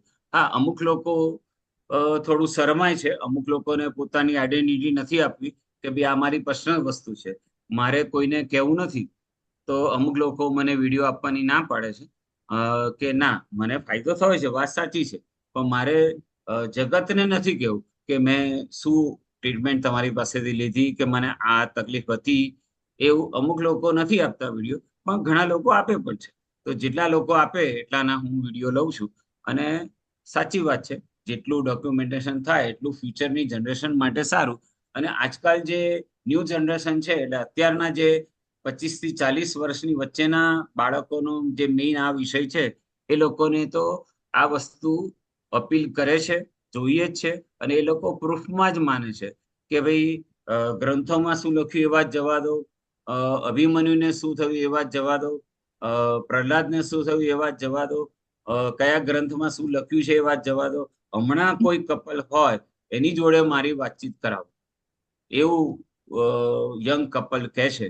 વાત સાચી છે. એ એટલે યંગ થોડું પ્રેક્ટિકલ ડેટા મળે તો એમને પણ આ જે તમે જે વૈદિક છે, સાયન્ટિફિક છે, એ પ્રોસેસમાં, એ મેથોડોલોજીમાં કોન્ફિડન્સ વધે કે સાચી બહુ નજીકના જોયેલા રિયલ એક્ઝામ્પલ્સ તમે ડોક્યુમેન્ટ કરશો પછી તમને એનાથી કદાચ થોડો સક્સેસ મળશે. સાચી વાત, સાચી વાત, સાચી. નહીં, થેન્ક યુ વેરી મચ. અને આ સજેશન પહેલા પણ હમણાં છેલ્લા થોડાક મહિનાઓમાં મને મળ્યું આ સજેશન, અમે લેવાના શરૂ પણ કરી દીધા છે. અને ધીરે ધીરે સારો એવી ડેટા બેંક મારી ભેગી થઈ જશે. અને લેખિતમાં અને વિડીયોમાં આ વસ્તુ બહુ જરૂરી છે. અને હું મારી પોતાની વેબસાઇટ પણ હવે હું બનાવી રહ્યો છું. એને વેબસાઇટ ઉપર પણ હું મૂકીશ કે જેથી કોઈ પણ વ્યક્તિ ઘરે બેઠા પણ આરામથી આની ઉપર વિઝિટ કરી શકે અને એને સમજી શકે. Wonderful, wonderful. એની અધર ક્વેશ્ચન? બીજા કોઈ I questions? have, yeah, I have Uh-huh. one more question. I have a Haji. question. Now, of course, I'm in my 80s almost, and it's too late for me to do all of this. But તમે કીધું કે દરેક વ્યક્તિને આમાં ફાયદો થઈ શકે. તો હવે અમારા જેવી વ્યક્તિને આમાં કઈ રીતે ફાયદો? What can we do, or જો how સૌથી does પહેલી it help વસ્તુ us? સૌથી પહેલી Yeah. વસ્તુ, કોઈ પણ એજ વાળાને કઈ પણ તકલીફ થાય, માની લો કે તમને પગમાં તકલીફ થઈ, કોન્સ્ટિપેશન છે, અથવા Yes. માથાનો દુખાવો છે, અથવા બેક પેઇન છે, તો નોર્મલી બધા લોકો શું કરે છે, પહેલા જ એલોપેથી ડોક્ટર પાસે જાય કે ભાઈ મને આ છે તો શું મારે ઓપરેશન કરાવવું પડશે, આવું છે તો શું મારે આની કોઈ દવા છે, એ સીધા એલોપેથી પાસે. એકચ્યુઅલી આયુર્વેદમાં આ દરેકે દરેક વસ્તુનો ખજાનો છે. તો ઘણા બધા લોકો મોટી એજના પણ અમારી પાસે આવે છે. અમે કટી બસ્તી, જાનુ બસ્તી, નેત્ર તર્પણ, ઝામર જે હોય, આંખમાં ઝામર હોય, એ લોકોને નેત્ર તર્પણથી એ લોકોનું આંખનું બ્લડ પ્રેશર અમે ઓછું કરી આપ્યું છે કે જેથી ટીપા ના નાખવા પડે, કે બીજા કોઈ નાની મોટી તકલીફ ના આવે, કે આંખોનું ઓપરેશન ના આવે. જે ડાયાબિટીસ વાળા હોય ને આંખની તકલીફ હોય એના પણ પ્રોબ્લેમ અમે, એટલે મોટી એજ વાળાને પણ આયુર્વેદ બહુ હેલ્પ કરે છે. અને મોટી એજ વાળા શીર્ષાસન ના કરી શકે તો આયુર્વેદમાં એક મેથડ છે જેની અંદર અમે એક પાટ ઉપર સુવાડીએ છીએ અને એ પાટને એવી રીતે ફેરવીએ છીએ કે માથું નીચે આવે અને પગ ઉપર જાય તો અર્ધ શીર્ષાસન થઈ જાય તો પણ એ બ્લડ સર્ક્યુલેશન એટલું સરસ થાય કે માઇગ્રેન હોય કે મગ ભૂલી જવું, ઘણા લોકોને નાની ઉંમરમાં ભૂલી જવું, અથવા નાની ઉંમરમાં વ્હાઈટ વાળ થઈ જવા, અથવા હેરફોલ બહુ થવા, અથવા પેરાલિસિસ, અથવા હાથ ધ્રુજવા, આ બધા પ્રોબ્લેમ અમે આનાથી સોલ્વ કરેલા છે.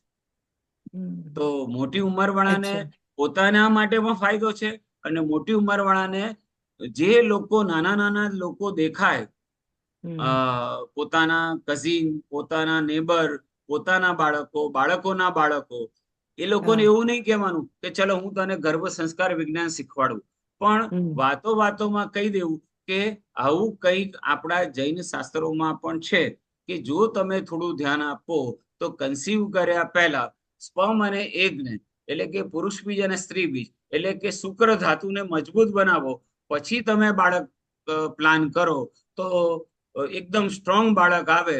આવું બધું મેં ક્યાંક સાંભળ્યું છે. તમે તમારી રીતે થોડું આનું રિસર્ચ કરો, ભલે ને ગૂગલ બાબાને પૂછો, ભલે યુટ્યુબને પૂછો, ભલે ને કોઈ શાસ્ત્રો વાંચો, ભલે અમારા જેવા કોઈ બીજા કોઈ વ્યક્તિ પાસે જાય, પણ થોડું આ બાબતમાં એ લોકો થોડું જાગતા થાય એ માટે તમારે ખાલી દાણો મૂકવાનો છે કે આવું કંઈક છે, તમે થોડું રિસર્ચ કરો. પછી એ લોકો ઘરે જઈને કોમ્પ્યુટર પર શોધી નાખશે કે ભાઈ આ છે શું, ભાઈ શુક્ર ધાતુ એટલે શું, સાત ધાતુ એટલે શું, રસ, રક્ત, માંસ, મજ્જા, મેદ, અસ્થિ, આ બધું છે શું, અને આ 6 ઋતુ એટલે શું, અને શરદ ઋતુ એટલે શું, વસંત ઋતુ એટલે શું, ક્યારે કઈ પંચકર્મ ક્રિયા કરાવી જોઈએ, એ લોકોને ખબર જ નથી, એ લોકોએ આ શબ્દો જ નથી સાંભળ્યા.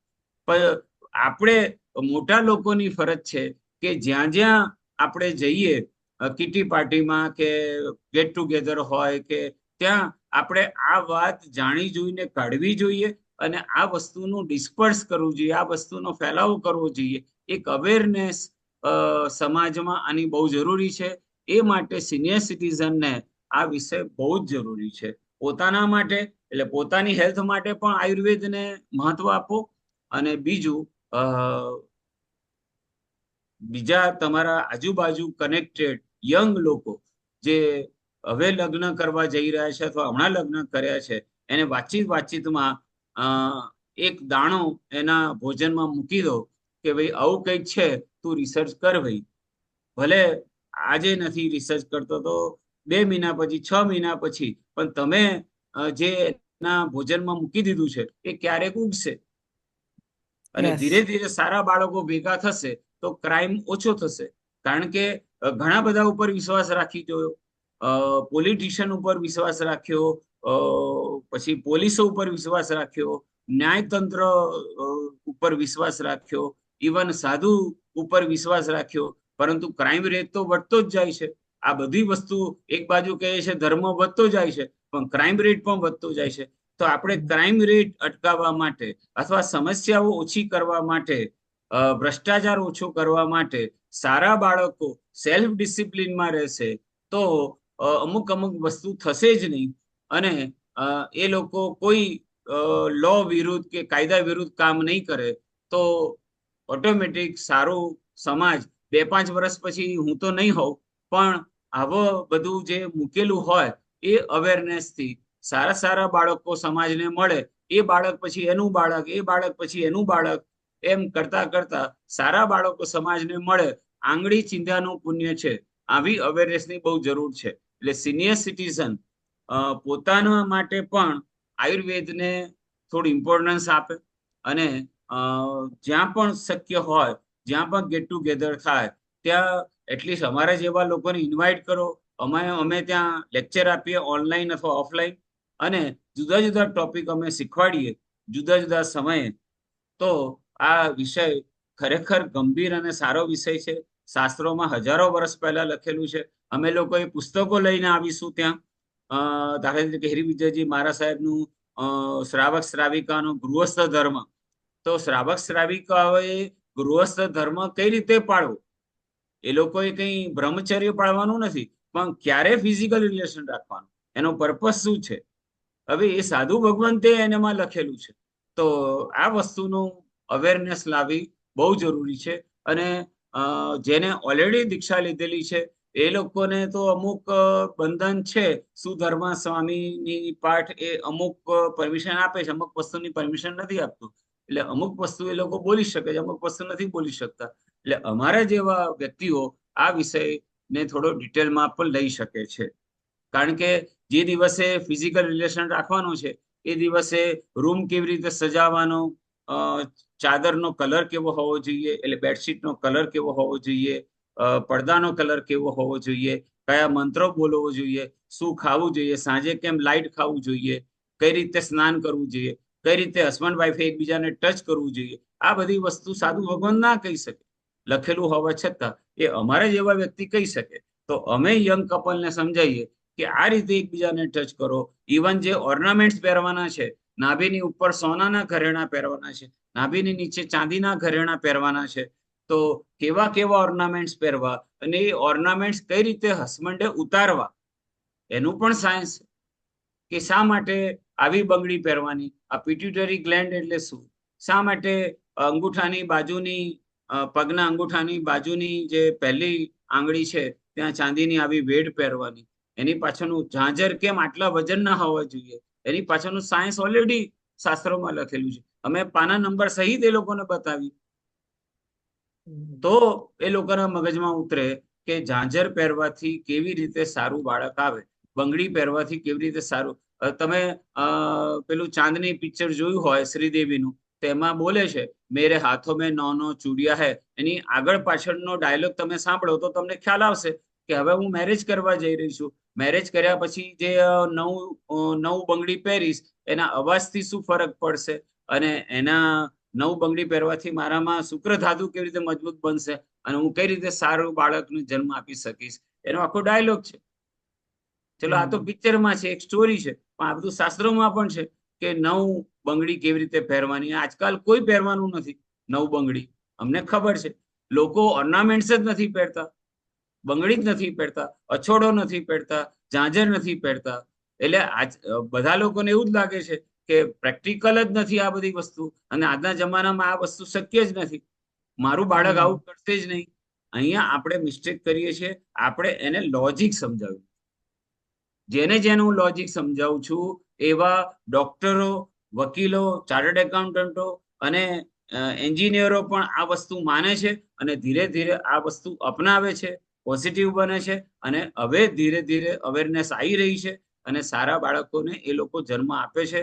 એટલે એવું ના માનતા કે કોમ્પ્યુટર એન્જિનિયર છે એટલે આ અથવા તો ડોક્ટર છે, બહુ ભણેલો છે એટલે આ બધી વસ્તુ નહીં માને. એને સમજાવવું બહુ અઘરું છે.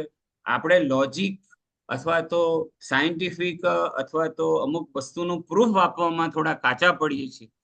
ત્યાં આ યંગ કપલનો આપણો ગેપ વધતો જાય છે, કારણ કે મોગલો અને અંગ્રેજોએ આ ગેપ પાડી દીધો. પહેલા ઓટોમેટિક આ ગર્ભ સંસ્કાર વિજ્ઞાન આવતું હતું. સાસુ વહુને આટલી આટલી વસ્તુ કહેતી હતી જ, મમ્મી એની દીકરીને આટલી આટલી વસ્તુ કહેતી હતી જ, એટલે ઓટોમેટિક આ ગર્ભ સંસ્કાર વિજ્ઞાન ચાલ્યું આવતું. પણ વચ્ચે આ ગેપ પડી ગયો એટલે ગર્ભ સંસ્કાર વિજ્ઞાને અમારા જેવા વ્યક્તિઓએ હાથમાં લેવું પડ્યું અને અમે લોકો અવેરનેસનો પ્રોગ્રામ ચલાવીએ છીએ. એ પહેલા ક્યાં ગર્ભ સંસ્કાર વિજ્ઞાન હતું? બધા લોકો પલાઠી વાળીને નીચે બેસતા હતા. બરાબર છે, 100%. Yeah. Any other questions from the audience?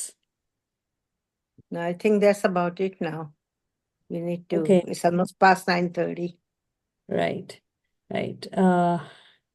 I think જ્યારે this is- આઝાદી મળી ને ત્યારે તમને નવાઈ લાગશે, ડોક્યુમેન્ટેશનમાં છે આ ખુરશીઓની ગણતરી થઈ.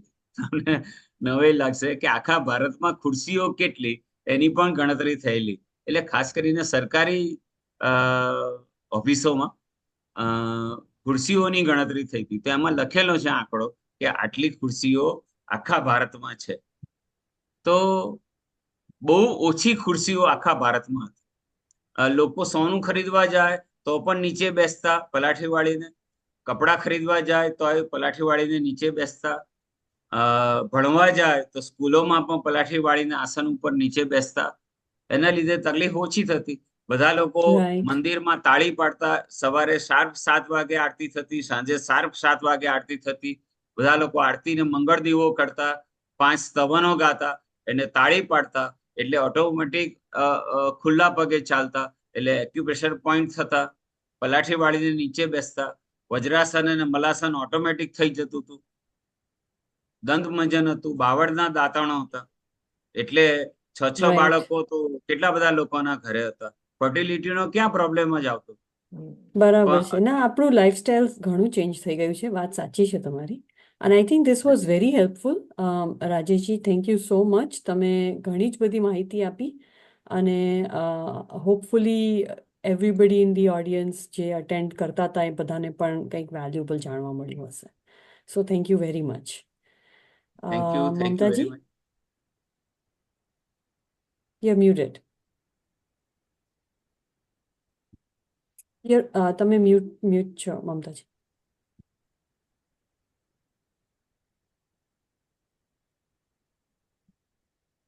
Hello, Jai Jinendra, everyone. I just wanted to say my Gujarati is not that good that I could go on for doing the vote of thanks, but I would like to thank first and foremost our speaker, Rajesh Bhai Shah, for an excellent speech on Garbha Sanskar, like a very important subject.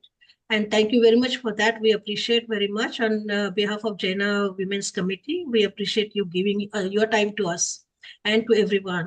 The second thing, I would like to thank all the audience who are here for this important session. And I hope that they must have enjoyed all of this, and we will try to bring some more of this in the future. The third thing is that our committee members have worked very hard for bringing these sessions to you. And I thank all the committee members. And last but not the least, our Jaina Technology Committee, who has helped us during this seminar. And they always help us for all the technical issues. Thank you so much, everyone. And Jai Jinendra. જય જિનેન્દ્ર. જય અને જિનેન્દ્ર. જય જિનેન્દ્ર. ફરીથી વધારે ડિટેલમાં આ subject શીખવો હોય તો અલગ અલગ ટોપિક મને કહેજો. તો અલગ અલગ ટોપિક પર અલગ અલગ 40 મિનિટથી 60 મિનિટ રાખીશું. તો બહુ મજા આવશે. આ મેં ઓવરઓલ લીધું, પણ એક એક ટોપિક લઈશું તો વધારે ડિટેલમાં આપણે જઈ શકીશું. Thank you very much. Thank you. Thank you. Can we get a recording of Jai this Jai. session? Yes. Hi. Yeah, Yes. we'll Recording? Yes, recording will be posted to the WhatsApp group. If you are part of the community, you will get it through the community WhatsApp group. હા, હું પણ મારું આ recording જોઈ શકીશ? હાજી, ચોક્કસ.